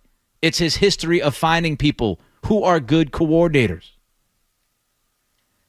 Dean in Shrewsbury. Sorry, Dean. What's up, Dean? Hey, so I disagree with you on Van Pelt short down calling on Sunday.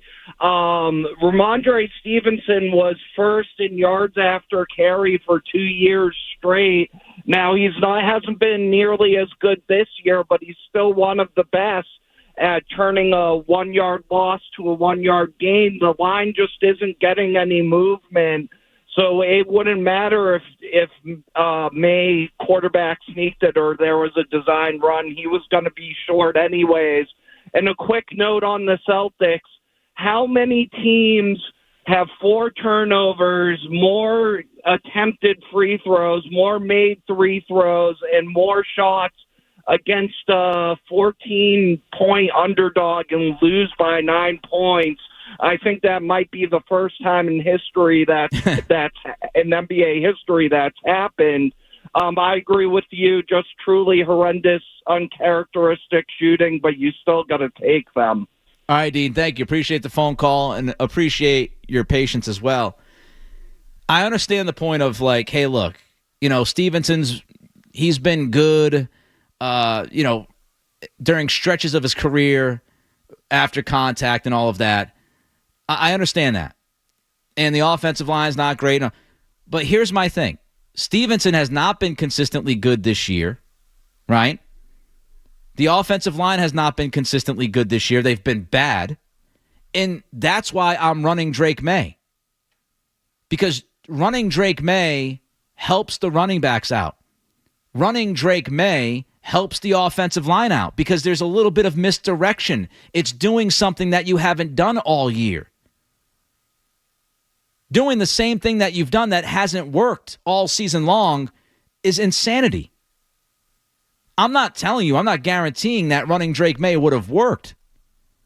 But I'm trying something different at that point because you're literally just pounding your head up against the wall. A QB sneak for a guy who's 6'4" and 225, 230 pounds, all he's got to do is just reach the football out. If you run a read option, there's at least some misdirection. There's catching the defense off guard. You don't have to rely on the offensive line to do everything right. So the points that you made, Dean, I agree with a lot of the points you made, but that's actually why I would have run Drake May. At least once. Not third and fourth down. I would have tried it. I would have tried it on third down. By the way, I thought that the spot on the Antonio Gibson run was Fugazi.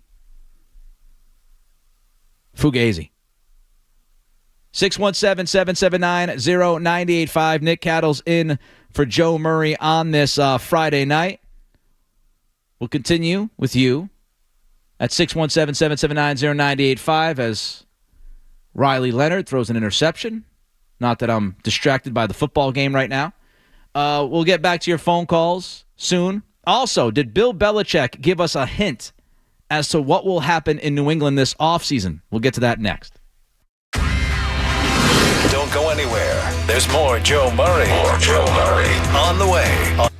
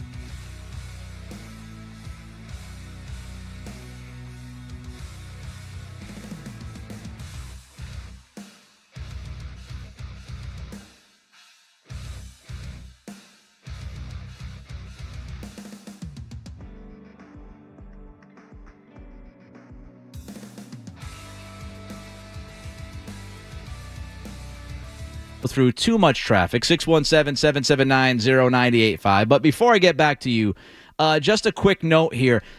Bill Belichick has his coach podcast, at least for a few more weeks, until he officially, is done with all of his media obligations. It's obviously been a tough week for the Patriots and the media. Tough week for Gerard Mayo. And here's what Belichick had to say on that podcast. Well, the two things I would be concerned about in New England is they can't block anybody up front. They really have a hard time controlling the game. Stevenson still fumbles way too much to really count on him to be the running back. May looks like he's got a great future, but they obviously need more skill around him. But it starts with the offensive line. And then defensively, they really have taken a huge step backwards this year. They're going to have to figure out what they want to become defensively, because last year in the categories, they were very good. This year, they haven't played to that level. Yeah, they're in the bottom half almost every defensive category, and so that's its own issue. And then the kicking's been inconsistent as well, both punting and kicking. So where May is or isn't, certainly a good guy to work with, but he's got a lot of work to do too. We'll see what the direction of this program, where that goes with Wolf, with Mayo, or maybe somebody else is part of this too. I don't know. Yeah. What?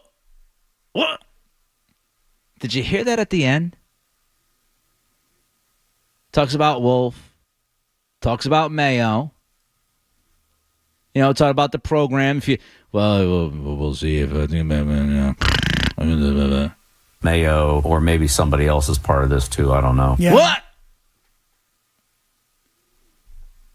Does Billy know something that we don't know? Or maybe somebody else is part of this too.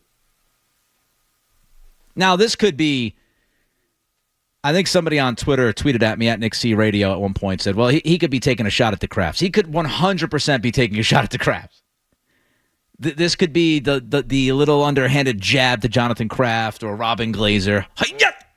Right in the gut, right? He could absolutely be doing that. But if he's not doing that, does Belichick know something? Is he hearing whispers? Don't forget, there have been reports, multiple reports, that Robert Kraft and company have been calling around the league. And it's not just about Drake May. Greg Bedard wrote last week that they've been calling around the league regarding the coaching and the overall operation. I'm just going to guess that some of the people that Kraft reached out to happen to also be friendly with Bill Belichick.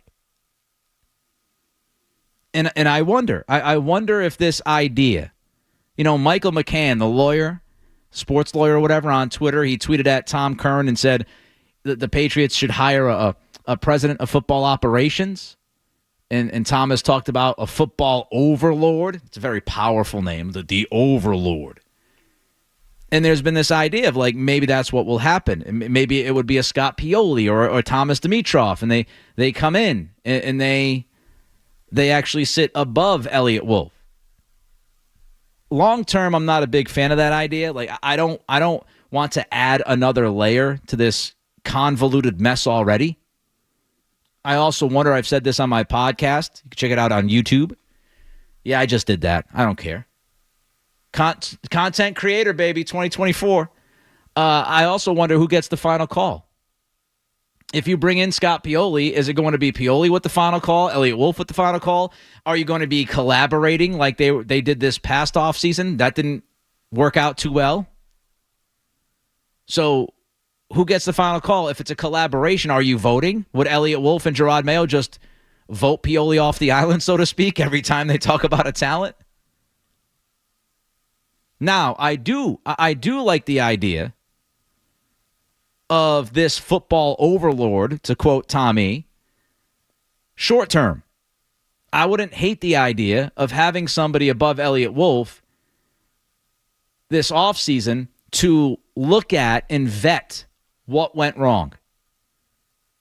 But I'm talking about, almost like one of those firms that you could hire, that they come in, they do a deep cleaning of the organization, so to speak, and they come back and they say, this is what's wrong, got to get rid of this guy, I wouldn't mind that. Like Robert Kraft gets somebody who can help him with the vetting process, and to actually sit down with Mayo and Wolf and say, what's your perfect football team identity-wise, and where do you think you went wrong? Where could you improve? And I wouldn't mind that, but I don't want somebody to literally be like the, football overlord over the top of Elliott Wolf throughout the football season, because I just think it actually creates more of a mess. Craig in the car. What's up, Craig? Hey, how are you? Doing well. How you doing? Good. Happy holidays. You too, bud. Thanks. Listen, this is coming from a very good source, something, as close as you can get. We might be a year too late with Mike Vrabel, unfortunately. Chicago, this is kind of like I said, he wants to stay close to home. His wife, her family from Iowa. So if Chicago's offering him something, I'm afraid. Believe me, like I said, this is I know the source personally, so I'm just afraid that if Chicago offers him more money or something, not saying he wouldn't love to come here, but I just think he might want to stay close to home, being that's where his family's from, that's where her family's from, Iowa and stuff.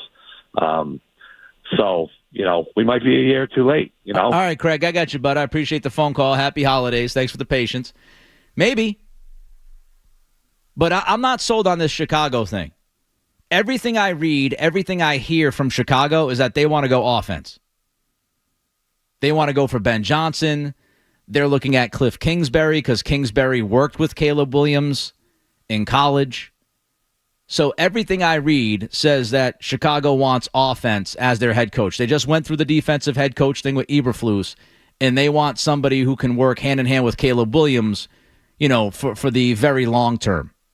So maybe Vrabel would want Chicago more than New England, but maybe Chicago doesn't want Vrabel as badly as they want a Ben Johnson or a Cliff Kingsbury or, I don't know, Liam Cohen, Warwick's own Liam Cohen down in Tampa.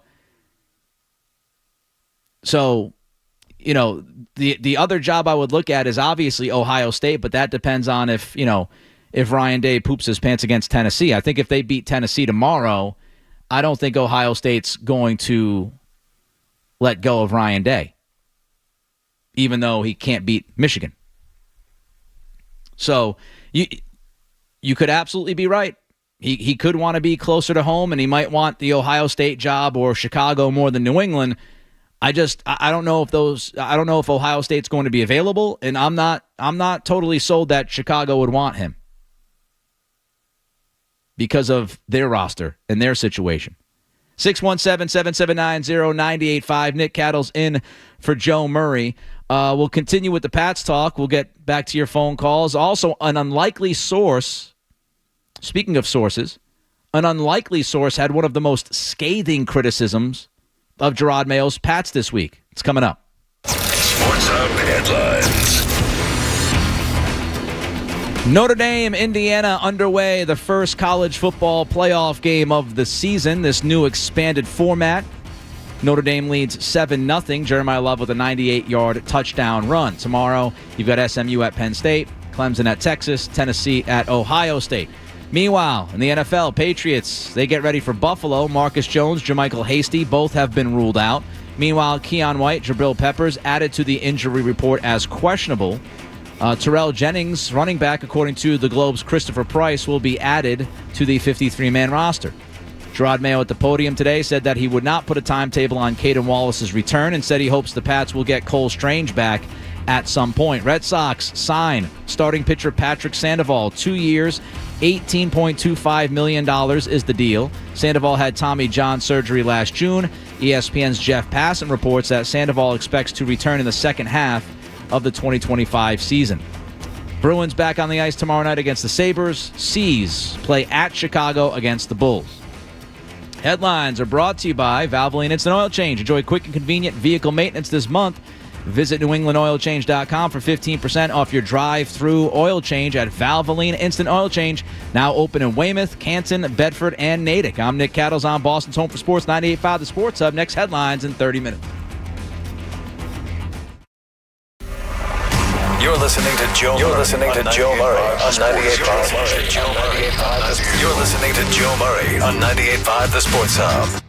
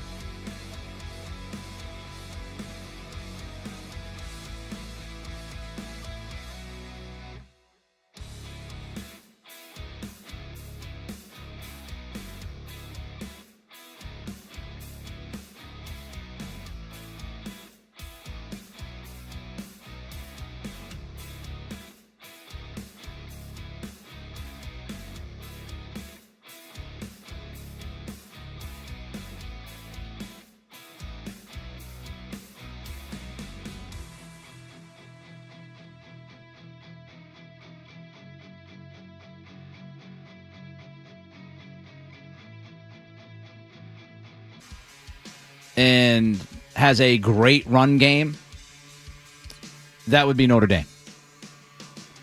Alex Van Pelt should sit down and just watch like 15 hours of Mike Denbrock play calling from this year. Mitchell Evans, hold on to the damn football. What are we doing? Totally distracted by Notre Dame, if you're wondering. Totally distracted. Up 7-0. 3:33 to go in the first quarter. I think that's a catch and a fumble. What are we doing?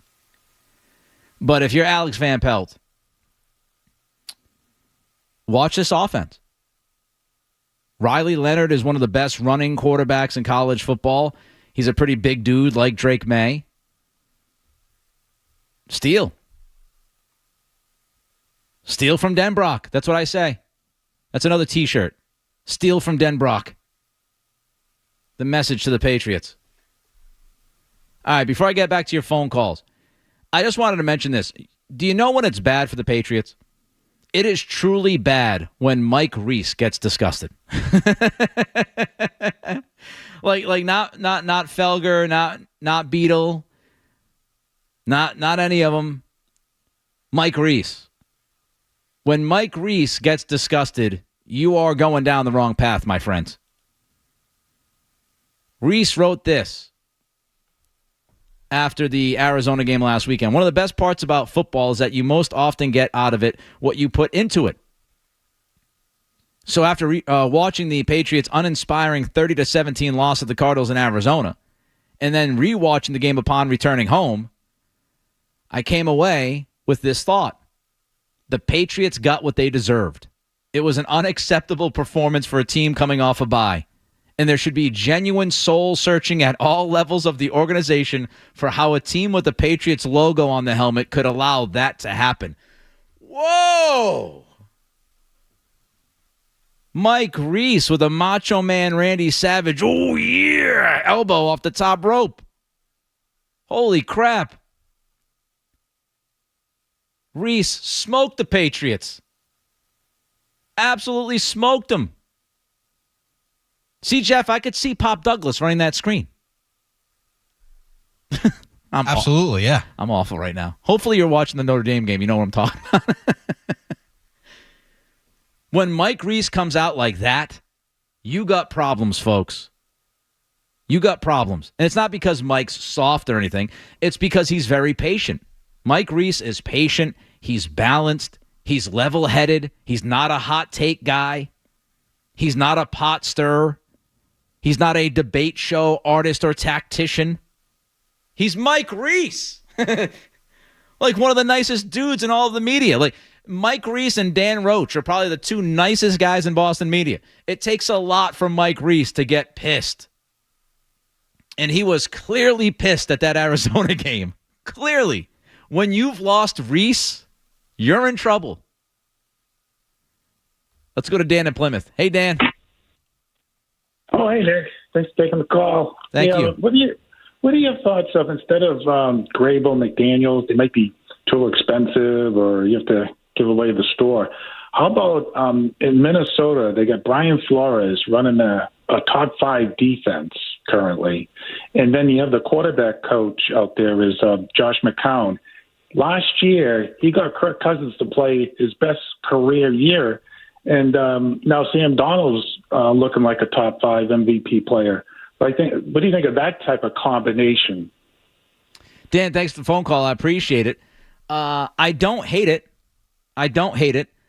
Flores, the Flores thing in Miami was really weird.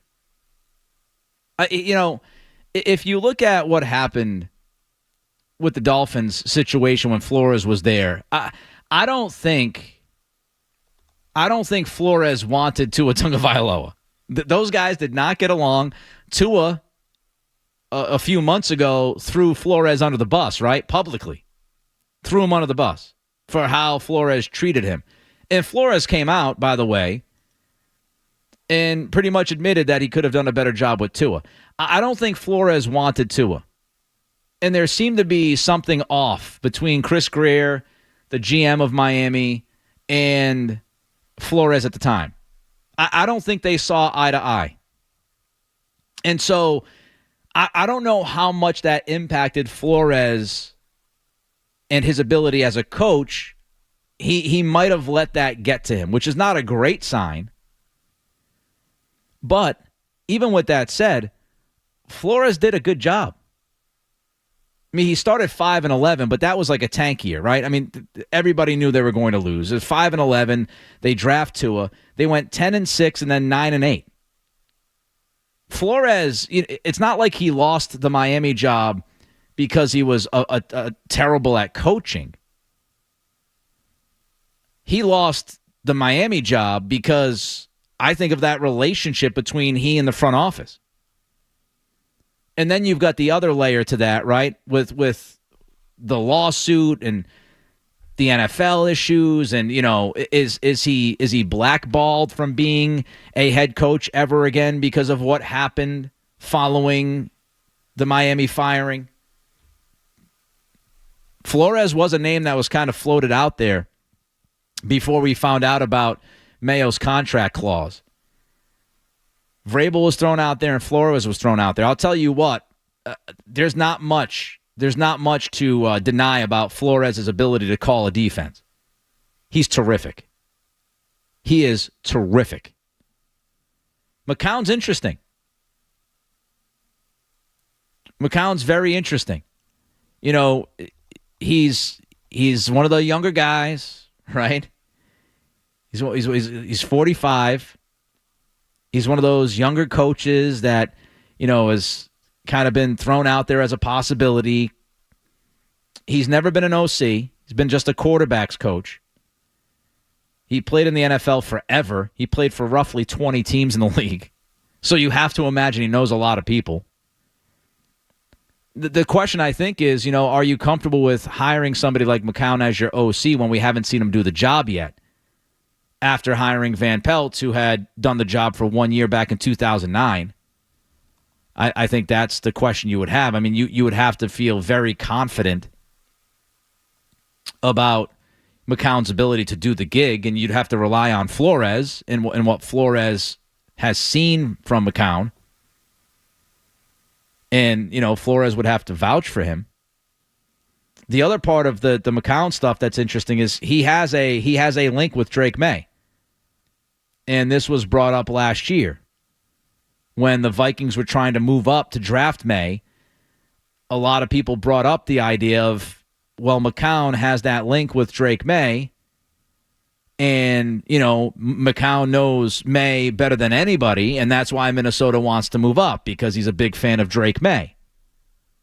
Now, does that mean he'd get the best out of May? I don't know. It depends on how he would be as a freaking coach, right? How he would be as a coordinator. They could be friends. But, McCown was May's high school coach. So he has that history with Drake May. So I don't hate it. Be an interesting combination if you believe that McCown could do the job. And if there aren't major issues with the Flores stuff within the NFL, which I don't know because I don't hang around in them circles. They don't let me in the room. They hardly let me in the Beasley 98.5 holiday party room on Wednesday night. I hardly got into that room, let alone the NFL ownership room.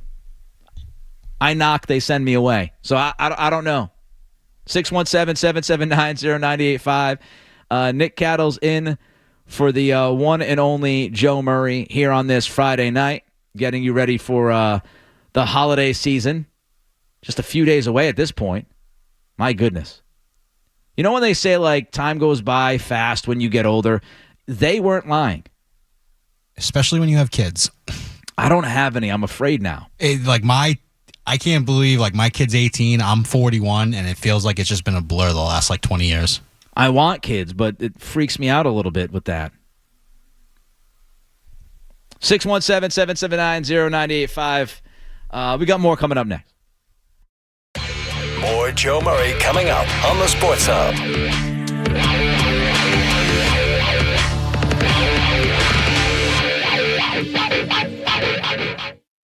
Celebrate with end-of-year savings at Audi Natick during the Season of Audi sales event. Get our lowest prices of the year. Plus, get a low interest rate of 0.99% APR for 60 months. Get started at AudiNatick.com.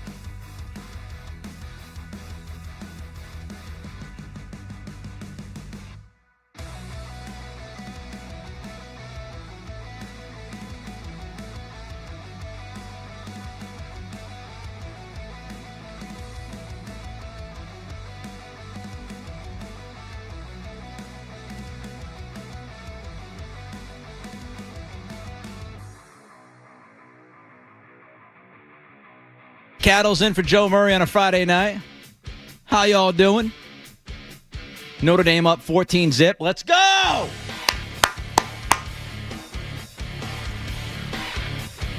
Glad you could be with us. I'm trying to eat right now. It's like an impossible mission. By the time I got the food in here, I got like 3 pieces of tiny chicken in my belly. And that's all I could come up with. The struggle is real, folks. So I'm not complaining. I'm doing radio, right? I mean, come on. Could have a lot worse jobs. I'm just saying the logistics. When I used to work with Jones at night, way back in the day, there was 2 of us. So if one of us wanted to eat, we could eat. I never saw anybody eat faster than Adam Jones. That's true. That dude used to eat an entire dinner in a break. It's like, how do you do that? And watching him eat, it was like he should be like 350 pounds the way he eats. It's like, Jonesy, take a breath. I don't know how he did it. Let's go to Jeff in a car. What's up, Jeff? Hey, how you doing, Nick? How are you? Doing well, bud. Hey, so I'm just curious, like all the backlash that AVP Van Pelt's getting for what he said the other day about not wanting to run Drake. I mean, isn't that like what we all want? Don't we want him to develop as an actual quarterback and use his athleticism and his mobility when he needs to get out of the pocket and, maybe pick up a first down? Like, he's too young right now to be running in the open field. We saw it earlier in the year. He got a concussion. Trevor Lawrence just got hurt taking a slide. He's getting late hits. I mean, I don't think we want to put him in harm's way. And at best, if they're designing runs for him, what's that going to get us? Another win or 2 tops? It's a lot more problems with this team starting from the top to the bottom other than just getting designed runs called for Drake May, in my opinion. Yeah, Jeff, I agree. I mean, overall, big picture, look, it's not like the end-all, be-all. There are a lot of bigger issues, as you said. I would agree with that. The problem is like, look, if you're trying to win, and the stated purpose is to try to win football games, Patriots aren't trying to lose games for a better draft pick. They want to try to build culture, and they want to try to, start to win some games so they feel better about themselves. And I think running Drake May in certain situations would help the offense. And I think in those like short yardage, red zone area type opportunities, running May would help you score points, not force so much on the defense, would give the opposition defense more to, think about. And I would not want to run. I want to make this clear. I wouldn't run May like 10 times. I wouldn't go crazy. This wouldn't be like RG3 in Washington back in 2012. I wouldn't lose my mind. I think there are times where you can run them 2 to 3 times, right? You can run them on a designed read option. You can just run a simple quarterback sneak. I'm not asking Van Pelt to, reinvent the wheel that he's trying to utilize right now. But I do think it would help the team. And I'm not in the camp of, you got to win football game, like you got to lose football games to get a top pick. I'm not in that camp. They got their quarterback. They got the quarterback in this past draft. And look, you can fan the way you want to fan. I have no issue with it. If you're rooting for losses for better draft picks, I mean, at this point, it doesn't really matter because there's 3 weeks left. But this season, to me, was not about draft pick. It was about trying to build a culture, trying to win football games, and, yes, develop Drake May. I don't think running him 2 or 3 times would, get in the way of him developing and becoming a better NFL quarterback. Let's go to Brennan in Haverhill. Hey, Brennan. Hey, how's it going, Nick? Good. I wanted to call. So I think, the biggest thing for me right now with the Patriots is more about they claim they want to do this culture shift, right? But what has changed for the culture other than living off the legacy of what the Patriots once were? And I think to me that's just the Krafts as ownership cashing in on what was rather than what could be, and they will always bottom of the barrel it and just make sure that we're going to get, like, old players that want to come here. We're, like, as coaches, we're going to, like, live off royalties and, like, we're going to cash our check and we're going to do nothing for the actual team. So that's kind of where I'm at. All right, Brendan, thank you. Appreciate the phone call, bud. Enjoy your holiday season. I understand it. And look, I think it depends on the person. I think it's a case-by-case basis. You know, Mike Vrabel played here. I get it. But he's coached at a bunch of different places. He played in multiple places throughout his NFL career. You know, would Kraft just look at Patriots people? I don't know. You know, before Gerard Mayo, Kraft did a great job selecting head coaches, right? Pete Carroll, Bill Belichick did a pretty good job. That's why I said when this Mayo thing happened, I wanted Vrabel, but they had the contract with Mayo, and, you know, what happened. And I give people the benefit of the doubt until they prove that they can't do a job. So I was okay with Mayo. Again, I wanted Vrabel instead, but I wasn't going to sit there and say, oh, Gerard Mayo is going to be awful, because until I see somebody do a job, I don't know if they can do the job. So I give everybody the grace of showing me if they can do something or not do something. So, you know, maybe Kraft would be stuck in the past, and maybe he would just keep going back to older Patriots and stuff like that. I don't know. You know, the Gerard Mayo hiring, and certainly the process that they went through for that hiring / promotion, whatever the hell you want to call it. Callers like Brennan, fans out there like that, you are absolutely within your right to question that. Because there's no way Gerard Mayo would be the head coach of the New England Patriots if he hadn't played here and he wasn't, you know, close to Kraft, right? I would hope that they would, you know, hire a Mike Vrabel because of what he's done and the fact that he's been a good NFL head coach. But you could absolutely look at it and say, well, they're just hiring another former Patriot if that's the way they went, especially if he brings Josh McDaniels. Like, I just want good coaches. I don't care where they come from. I just want good coaches. But I do think, like I said, it leaves the door open to question because of how this Mayo thing happened. And fans should be pissed. And I think many of you were pissed when it happened in real time. Like, why is it happening this way? Like, no interview, no vetting process, no due diligence. Like, what the hell? A clause in the contract? And they didn't tell Belichick? Like, the process was all-time awful. And when you have an all-time awful process like that, you deserve to be questioned. And that's what's happening right now. I could only hope that Kraft learned from it, but maybe he didn't. Maybe he's fine with everything that's going on. I don't think he is, but maybe he is. I don't know him personally. Jonathan Kraft didn't look happy in the suite on Sunday. But maybe they're okay. Maybe they're okay with it.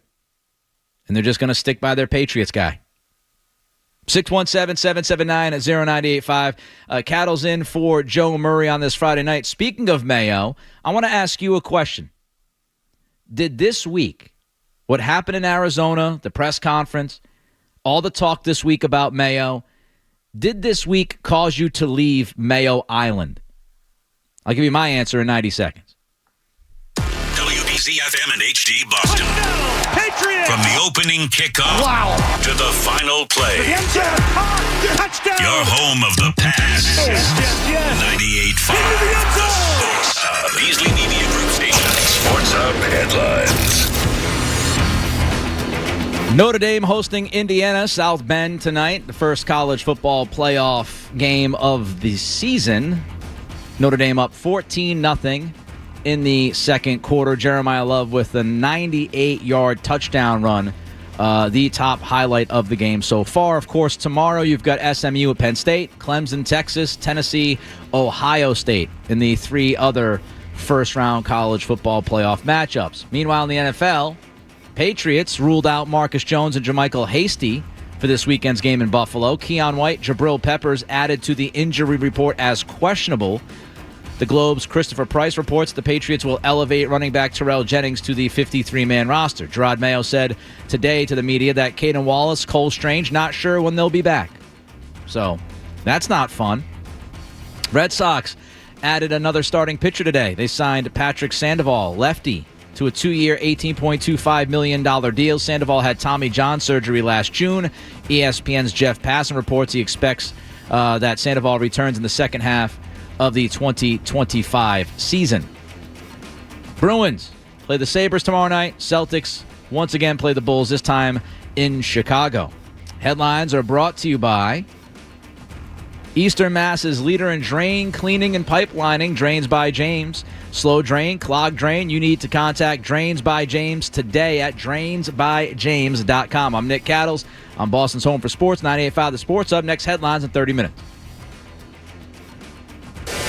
Boston plays here. Coming through the slot. Close shot. Save. Rebound. Score. 98.5 The Sports Hub. Ooh, yeah. Quick, smelly. It's Joe Murray on the Sports Hub.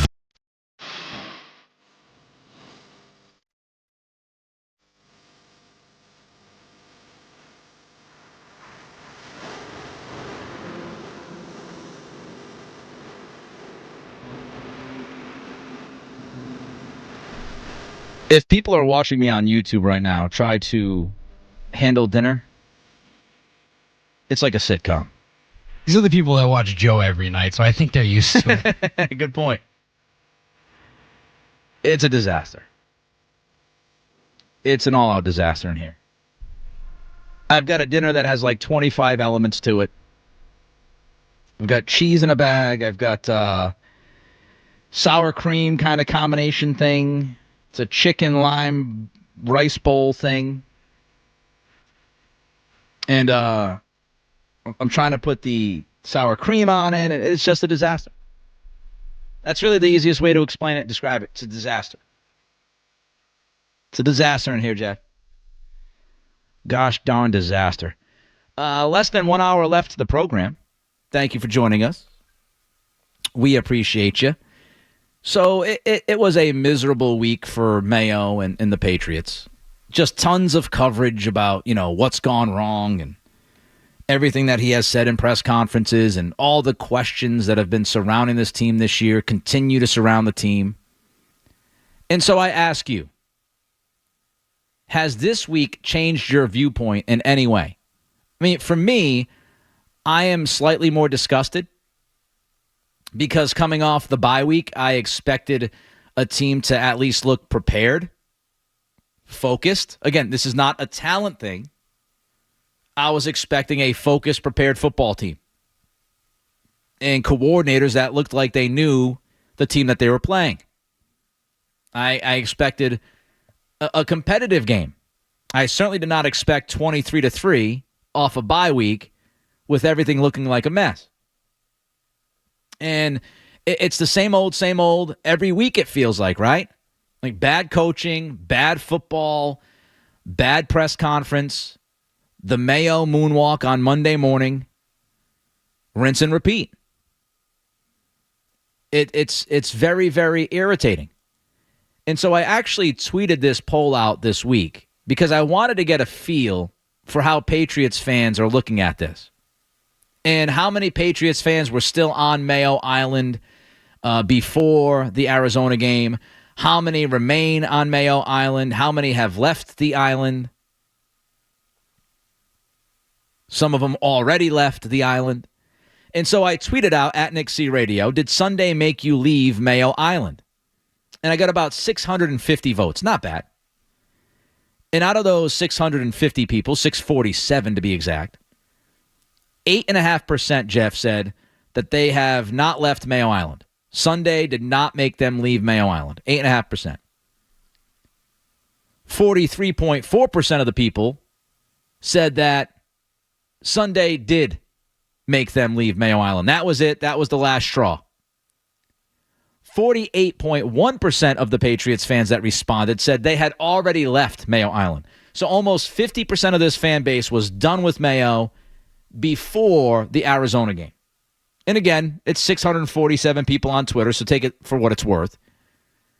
But you're talking about, roughly 91, 92% of the people that responded to this question that are out on Mayo. And I saw NBC Sports Boston, they ran a somewhat similar poll, and I think it was like 90% of the people were out on Mayo. So I think it's pretty safe to say that the majority of Patriots fans are not in on Mayo anymore. Some of them might have given him a chance. Some of them might have given him no chance. But they're done. They've seen enough. Will that change anything? Will that change the math for Robert Kraft? Is that why we read last week, over the weekend, Diana Russini saying that Mayo is safe, and then all of a sudden today on her podcast, Scoop City, she leaves the door open? Jeff, do we have that audio? I want to re-rack that audio from Diana Russini. So let me just remind you what Russini wrote last Saturday. She said, while there hasn't been a public vote of confidence for the head coach from the Kraft family, Robert Kraft has privately assured those close to him that he's committed to giving Mayo the time and resources he needs to grow into the role. The franchise knows they have their quarterback, and his coach will be given a runway. That was 6 days ago. Here was Russini today on the Scoop City podcast. I believe that Gerard Mayo needs to put out a really good coaching performance to wrap up the season. Do they not need to get blown out? Do they need to play him close? I don't think they're looking at this like the season doesn't matter. I think they want to see that he can do it. But a lot of owners are hesitant to making moves unless they feel like they've got a better option. So you have to wonder if Kraft thinks that there's someone out there that could maybe possibly come in that could be better. Trying to finish my chicken. I apologize. So that last part, right, is someone out there that could be better than Mayo. That's a change. I'm not saying it's a drastic, dramatic, big change, right? Significant change, but it is a change. The needle has moved. Because just 6 days ago, it was Mayo is safe. Robert Kraft has told people close to him that he's going to give Mayo a runway, right? He's going to give some leeway. They're happy with Drake May. He's safe. Then you got the Arizona game. You got the Arizona press conference. And now Rossini's saying, well, I think Mayo has to coach really well over the final 3 weeks. And I think if Robert Kraft believes that there's someone out there that could be better, then ... That's a change. I think it's safe to say that Arizona, that game, that press conference, has moved the needle. Not in a good way for Gerard Mayo. And I heard Tony Maz say this as I was driving in, and I could not agree with him more. I also think it's telling that a lot of these reports about Mayo's future, they all have conditions. They all have caveats. They all have disclaimers. Like Adam Schefter was on Get Up this week. Some people said, oh, Schefter said that, Mayo's going to stay. That's not what Schefter said. Schefter said the Krafts are planning on keeping Mayo. Plans can change. Schefter kind of left it out there that this isn't a guarantee. And you read Mike Reese, you hear from Mike Reese, you hear what Russini said today. Certainly feels like there was some movement after that Arizona game. And I'm not telling you it's a lot less likely he comes back or just a little less likely. It just feels like going into Arizona, coming off the bye, the Krafts felt like the game was going to be competitive, and they were mostly okay with Mayo. And then after they watched what happened on Sunday play out, and then I'm sure they saw the press conference or heard the press conference, it seems like they started to look around and go, well, maybe he's not super safe. Maybe he's not 100% safe. But how about you? Going into Buffalo, does it even matter? Does it even matter to you for the next 3 weeks? Or are you just done? I'm going to give Mayo the next 3 weeks because I said from the beginning of the year, I'm going to give him the year to coach. I'm going to see if they can improve. Maybe there's some miraculous turnaround. So I'm going to give him the next 3 weeks. But if there's not a miraculous turnaround and I can get Mike Vrabel in town, I'm blowing this thing up. From Elliot Wolf on down.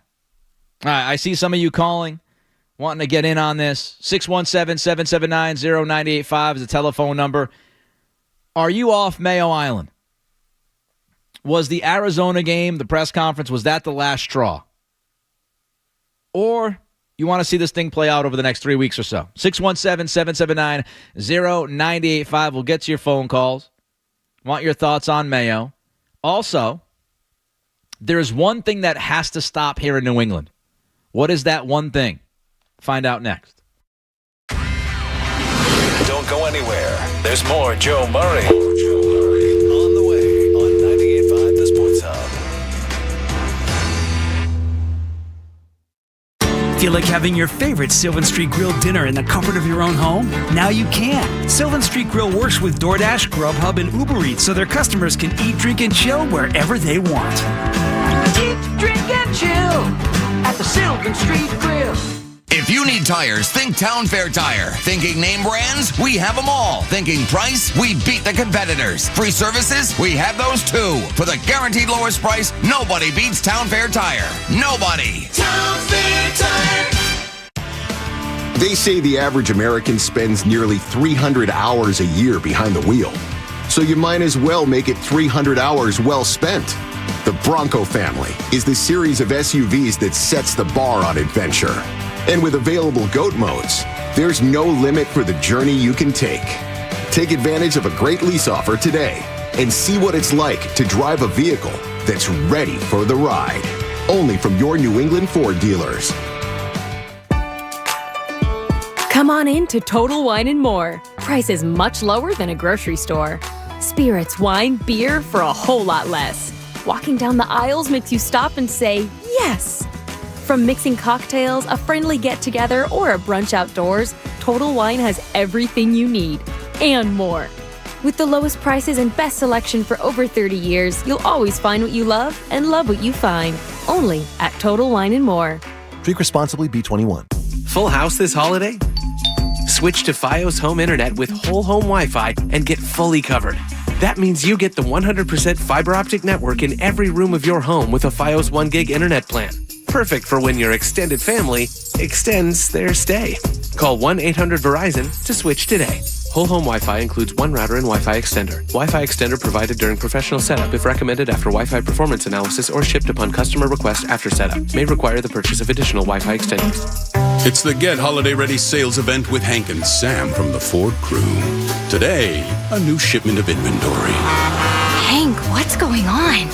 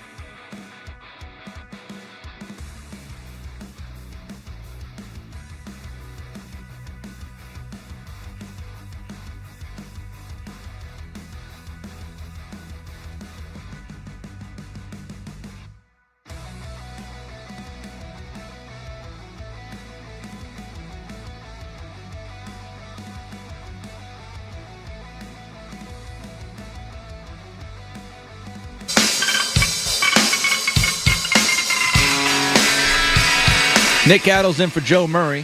Happy Friday night to you and yours. Getting ready for the holidays. By the way, I will be working next week. Midday show, Christmas Eve. Midday show, day after Christmas. So if you care about that kind of thing, keep a mental note. 2 things right now that I'm worried about. Notre Dame. And me having to burp live on the air because I'm eating like I'm going to the electric chair during breaks. I mean, if you saw me eating this chicken rice thing that I got, I'm eating like the plane is going down. There's no time for anything but to just shovel. I guess I could be worried about choking on something too. That would make the highlight reel. All right, there's one thing that people have to stop doing when talking about Gerard Mayo. It's driving me ever-loving crazy. Stop bringing up Dan Campbell. Stop. Can we all agree to just stop doing that? I understand. I understand the thought process of like, well, Dan Campbell, you know, he got off to a bad start in Detroit, and then they got better, and they gradually, over like the first year and a half, got better, and then, man, oh man, Detroit's arguably the best team in football. But I think we just have to stop bringing up Dan Campbell's name as the simple go-to when discussing Mayo and whether or not he's going to take that second-year leap. Like, there's over the last month or so, if I took a shot of whiskey every time Dan Campbell's name was brought up to justify a second Gerard Mayo season, I would have died weeks ago.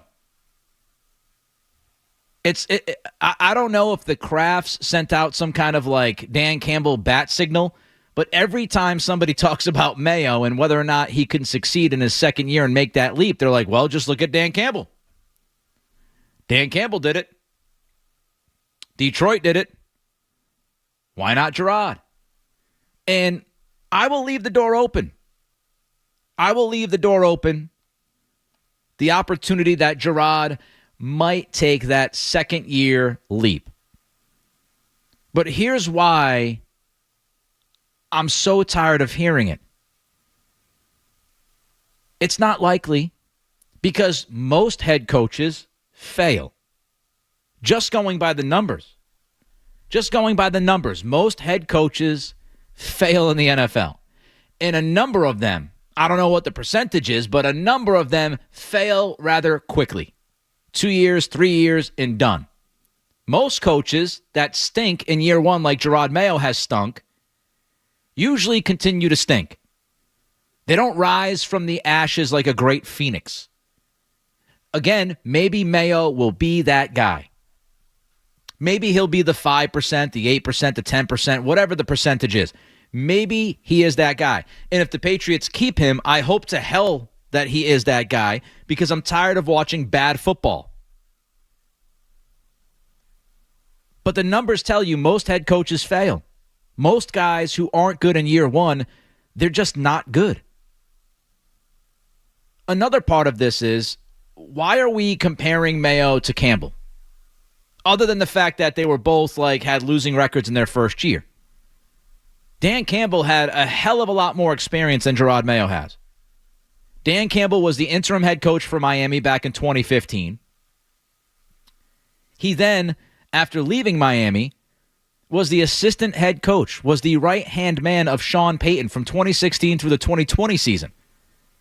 He was an assistant head coach alongside Sean Payton for 5 years and was an interim head coach the year before that for the last month or two, whatever it was of that season. Gerard Mayo was never a coordinator, was certainly never an assistant head coach, and as we know, the clause in the contract that wasn't, shared with Belichick, that created a little bit of an awkward situation between Mayo and Belichick, so it's not like Belichick was doing Mayo any favors. Sean Payton was helping Dan Campbell learn how to be a head coach. He was teaching him things, right? Mayo did not have that with Belichick due to the circumstances, thanks to Robert Kraft and how they handled that, which was objectively the worst way to handle it. They are also completely different guys. You can't be any more different than Dan Campbell is from Gerard Mayo, personality-wise. Jeff, do we have that sound from the ticket this week? So the Lions are going through, I think, one of the worst injury runs that I've ever seen.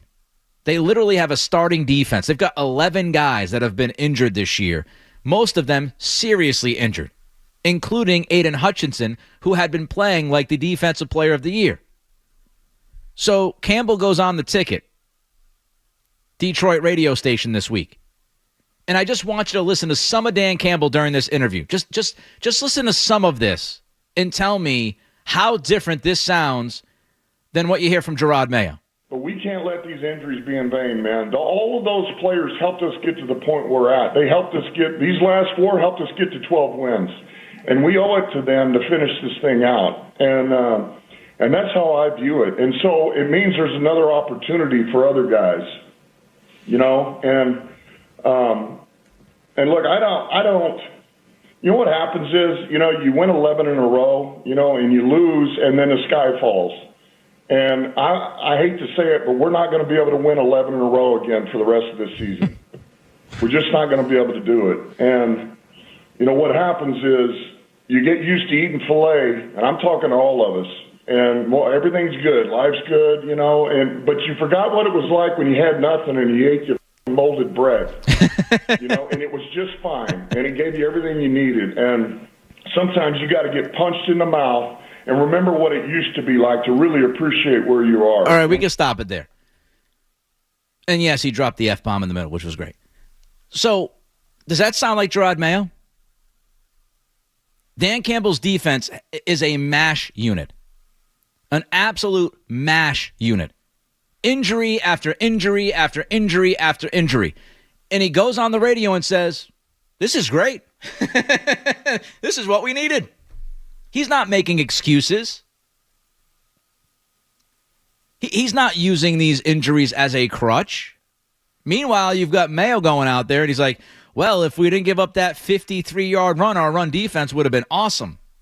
Okay, great. If my aunt had you-know-what, she'd be my uncle. Like, if Bill Buckner just fielded that ground ball in the 86 World Series. Like, what are we doing? If this happened, then this. Deal with the reality. You know what I'm going to do when I hear people just throw out Dan Campbell incessantly? Well, Gerard could be good in 2025. Why? Dan Campbell. That's why. Dan Campbell. You know what I'm going to start saying, Jeff? I'm going to start, when somebody says Dan Campbell, I'm going to go, Nathaniel Hackett. Dan Campbell, Nathaniel Hackett. Campbell, Hackett, Campbell. What are we doing? Because Nathaniel Hackett was god-awful in his first year as the Denver Broncos head coach. They did not even wait for the year to end to fire him. And that was a guy who was an offensive coordinator in the NFL for 8 seasons before he took the head job in Denver. Denver didn't sit there and go, well, he could be Dan Campbell. He could turn this thing around. And maybe Nathaniel Hackett would have been an unbelievable head coach if they let him continue to coach. But Denver said he has been terrible, and we're moving on. We've seen enough. So I would love to see a miraculous turnaround from Mayo, but we've got to stop with the cherry-picking Dan Campbell. He was bad in his first year, but was great after that. And so now, you know, let's just throw his name out there every time we talk about Gerard Mayo in the year 2 leap. You say Dan Campbell, I say Nathaniel Hackett. Gerard Mayo could end up being either one of those guys. You know? And you know what helped in Campbell's case was the talent. That would help as well. But just stop doing it. I'm so tired of Dan Campbell. Dan Campbell. And by the way, Nathaniel Hackett was fired after 15 games. You know what his record was? 4-11. He had 4 wins. He had one more win than Mayo has right now. But Dan Campbell, did you know? Did you know, Jeff, that Dan Campbell was not good in his first year, but man, did he have some kind of a second-year leap? It's like, I've heard it 1,000 times. TV, radio, Twitter, Instagram, Blue Sky, YouTube. I understand. 617-779-0985. Nick Cattle's in for Joe Murray on this Friday night. Catch that football. Ugh. Thought they had that, Jeff. Saw visions of 21-3. Oh, stop wagging your finger. You were beat, bro. Don't you love that? Yeah, you were beat in coverage. Okay? Wagging the finger. God rest Dikembe Mutombo, number 22. What'd you do on that play? All right, get back to your phone calls. Also, I have a theory about a certain report that came out this week. I will share that theory coming up. Sports Hub headlines. Notre Dame is up 14-3 right now. South Bend, where they host Indiana in the first college football playoff game of the season, the new expanded format. We've got 3 games tomorrow. SMU at Penn State, Clemson at Texas, and then you got Tennessee at Ohio State as the nightcap. NFL, let's talk Patriots. Marcus Jones, JaMychal Hasty have both been ruled out for Sunday. Meanwhile, Keon White, Jabril Peppers added to the injury report as questionable. Christopher Price from the Globe reports that the Patriots will elevate running back Terrell Jennings to the 53-man roster. Gerard Mayo at the podium earlier today said that he wouldn't put a timetable on Caden Wallace's return, said he hopes the Patriots will get Cole Strange back at some point. So, who knows what's happening with those two guys. Red Sox signed a starting pitcher today. Not the one that you were hoping for. Was not Corbin Burns. 2-year, $18.25 million deal to left-hander Patrick Sandoval. Sandoval had Tommy John surgery last June. Jeff Passan of ESPN reports that Sandoval expects to return in the second half of the 2025 season. Bruins back tomorrow night against the Sabres. C's back tomorrow night against the Chicago Bulls, this time in Chicago. Headlines are brought to you by Safety Insurance, providing comprehensive coverage for your auto, home, and business. Ask your independent agent about safety. I'm Nick Cattles on Boston's Home for Sports, 98.5 The Sports Hub, and I am done with the headlines for the night. You're listening to Joe Murray on 98.5.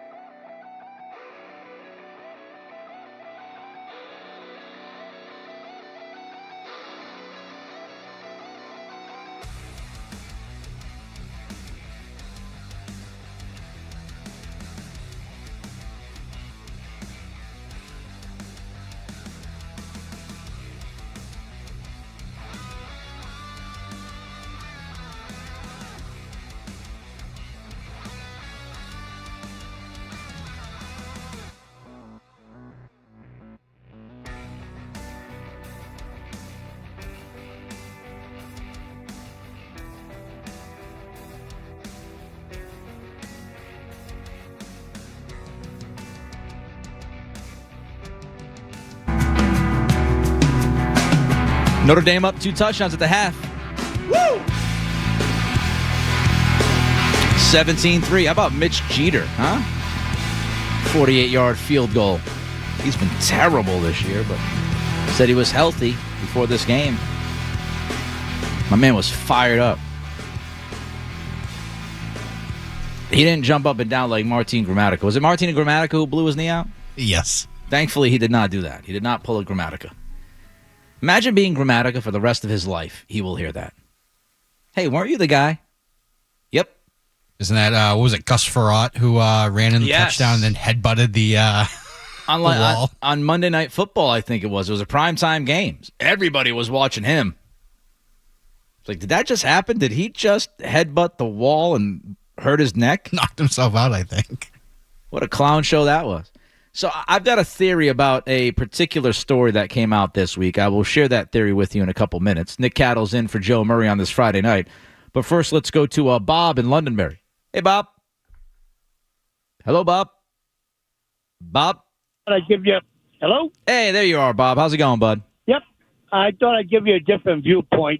You know, we keep talking about how things are going bad, and in reality, wouldn't it be good if, is there something wrong? Not that they're winning every game and everything, but, boy, the thing we're getting on the field and have been getting, the negativity, it just goes on and on everything. The only thing we haven't talked about is the water boy.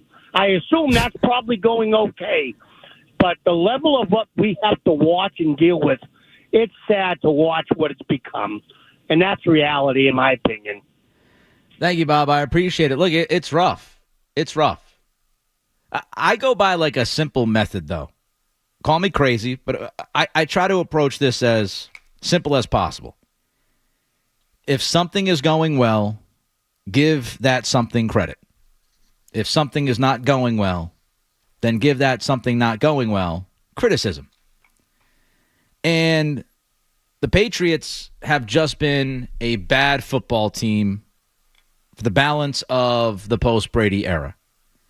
There was the blip in 2021, which just led you to the playoffs where you got mollywopped. Other than that, it's been brutal. It's been brutal. And you can try to take some positives, right? I mean, look, Christian Gonzalez has been awesome this year. Stud. Literally playing like an all-pro would play. He has been tremendous. So that's been fun. Keon White has played pretty well. That's been fun. I think Michael Wenu has been much better since he's been stuck at guard where he should have been. He was great last week, so that gives you some hope. And, of course, you got Drake May. And I do think that a lot of times, not only the media, but I do think the fans and viewers and listeners, what sticks out to them the most is the negativity. Because usually there's more passion towards the negative than there is the positive. And that's because the positive, you can only be like, yay, so much, right? Like, things are going great. But think about when you personally get riled up for sports, right? Outside of like a championship. Like, do you get pumped up if the Celtics just keep winning? Like, I'm excited about the Celtics. And I'll be very happy with the Celtics. And I will talk Celtics with anybody. And make sure that my viewpoint gets out there that last year was one of the best teams we've seen in that league for like 2 decades. And they are still a very good basketball team. Certainly not flawless this year, but very, very good. But think about it. What works you up the most? It's usually what gets you upset, right? It's usually the negative. It's usually the irritating, the frustrating. And so when you have so much of that going on, I think it stands out because you remember it. You remember when a host gets angry at something. You might remember a happy moment. Like, I remember when the Celtics landed the first pick in the draft, I was doing the show live with Jonesy that night. And I said something along the lines at the top of my lungs like, take that, bitches. Because everybody was like, they're not going to get the first pick. The lottery's not going to work out. But I think a lot of listeners and viewers, they also remember like the angry tangents and stuff like that more than the positive. Without all of that said, I also think that a lot of us here locally, we've highlighted how much fun Drake May has been. And I think the media around here has made it a point to stress that Drake May is ahead of the plan and that Patriots fans should be excited about Drake May. Unfortunately, aside from the few other things that I brought up before I got to May, and I did that on purpose because I wanted to highlight those guys, unfortunately, there's not a lot to talk about with this football team right now, Bob, that makes you feel good. And unfortunately, we're stuck in the middle of a rebuild. And this is what happens. Rebuilds are ugly. And, you know, we had it great in this area for 20 plus years. It was a great, incredible, historic, unbelievable 20-year run with not one but two dynasties. And now we're just on the other side of it. But I try to go as simple as possible. You give credit when credit is due. You criticize when you should criticize. I don't try to overthink it too much. All right, I want to get to my theory. So this week, Jeff, do we have the Burt Breer stuff? All right, so this week, Burt was on ESPN 1000 in Chicago. Now, there's been a lot of Mike Vrabel talk. We've talked a lot about Mike tonight. I am all in on the idea, Mike Vrabel being the head coach, if there's no miraculous turnaround over the next 3 weeks with this Patriots team. But Burt went on ESPN 1000, and here's what he had to say regarding Vrabel, the Bears, etc. I'm going to give you one locally for you. I think Vrabel would be at the top of the Bears list.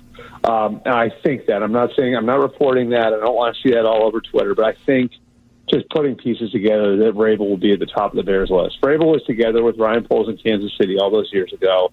But I think Vrabel would require setting things up a certain way. You know, I think that would probably mean bringing in somebody like Ryan Cowden as his general manager, who's with the Giants now, but was with Mike in Tennessee.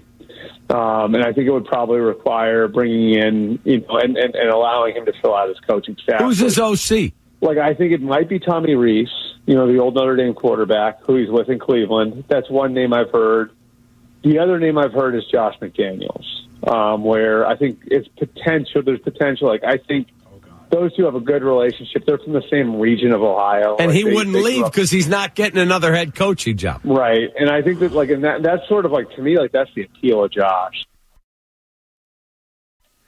All right. So that was Burt saying, hey, Vrabel could end up in Chicago, could end up with Josh McDaniels as his OC. I don't know who the host was, but you could faintly hear him go, oh, God. They brought up McDaniels. Oh, God. Everything I've read, everything I've heard from Chicago, from local Chicago people, is that Chicago wants to go with an offensive head coach. Now, those people could be wrong. As Burt said, he's not reporting that. He thinks that Vrabel would be at the top of the list for Chicago. But Chicago wants an offensive head coach. I'm not telling you the organization wants one. I'm telling you the city of Chicago. I'm telling you that fan base wants an offensive head coach. And Ben Johnson has been brought up. Kingsbury's been brought up. Here's my theory. I think Vrabel and McDaniels, either directly or through their representation, is leaking this. I think Vrabel and McDaniels, especially Vrabel, he's getting this out there because it drives interest. If you want to hire a head coach, and let's say you're Robert Kraft, let's just say you're at least entertaining the thought of moving on from Mayo, and Vrabel's at the top of your list. Well, if this gets out there that Chicago has Vrabel at the top of their list, now it's going to put pressure on Robert Kraft to make a decision on Mayo sooner rather than later. It just feels like, especially with the timing of this, because all of a sudden, the Mike Vrabel Chicago stuff comes out, and it's right after the Patriots play the way they played in Arizona, after Mayo said what he said at the podium, and it's perfect timing to try to put Kraft's feet to the fire by leaking this kind of stuff.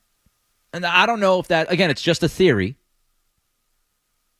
but I think it's coming from Vrabel. Chicago has no reason to leak that Vrabel would be at the top of their list, right? Why would you leak who you want to be your head coach? That's just going to shine a light on it and open the door for other teams to be like, oh, okay, we're going to hire him. We're going to go after him. We're going to show urgency. It doesn't help the Chicago Bears to leak that Mike Vrabel would be at the top of their list. It serves one person, and that person is Mike Vrabel. I'm also seeing stuff and hearing stuff and reading stuff about Vrabel being at or near the top of the Jets list. Are the Jets at the top of his list? If you're Mike Vrabel, are you going to go play? Are you going to go coach for the owner that reportedly didn't trade for Jerry Jeudy because of his Madden rating? Does that sound like something you would want to do? If you're Mike Vrabel and you can pick your job, would you go to the New York Jets? Ohio State has been floated out there. I'll see what they do against Tennessee tomorrow night. If Ryan Day and Ohio State beat Tennessee tomorrow night, I think Ryan Day is going to still be at Ohio State next year. I'd also say that Ohio State is the most legit threat out of all the teams that have been brought up if the Patriots were legitimately interested in Mike Vrabel. Patriots is a good gig. You might not think that because it feels terrible right now, but you've got a franchise quarterback, it looks like, in Drake May. You've got a ton of cap space. You've got great draft capital. You're probably going to end up with a top 5 pick. You've got 4 picks in the top 85 or so right now. And you've got the new Fancy Pants training facility that opens up in 2026. So it's actually an enticing job. So I think a lot of this stuff about Vrabel is Vrabel and or his representation leaking these things out to the media to pump up his name and make it sound like you're crazy if you don't hire Mike Vrabel. Nick Cattle's in for Joe Murray. We'll wrap things up next. More Joe Murray coming up on the Sports Hub.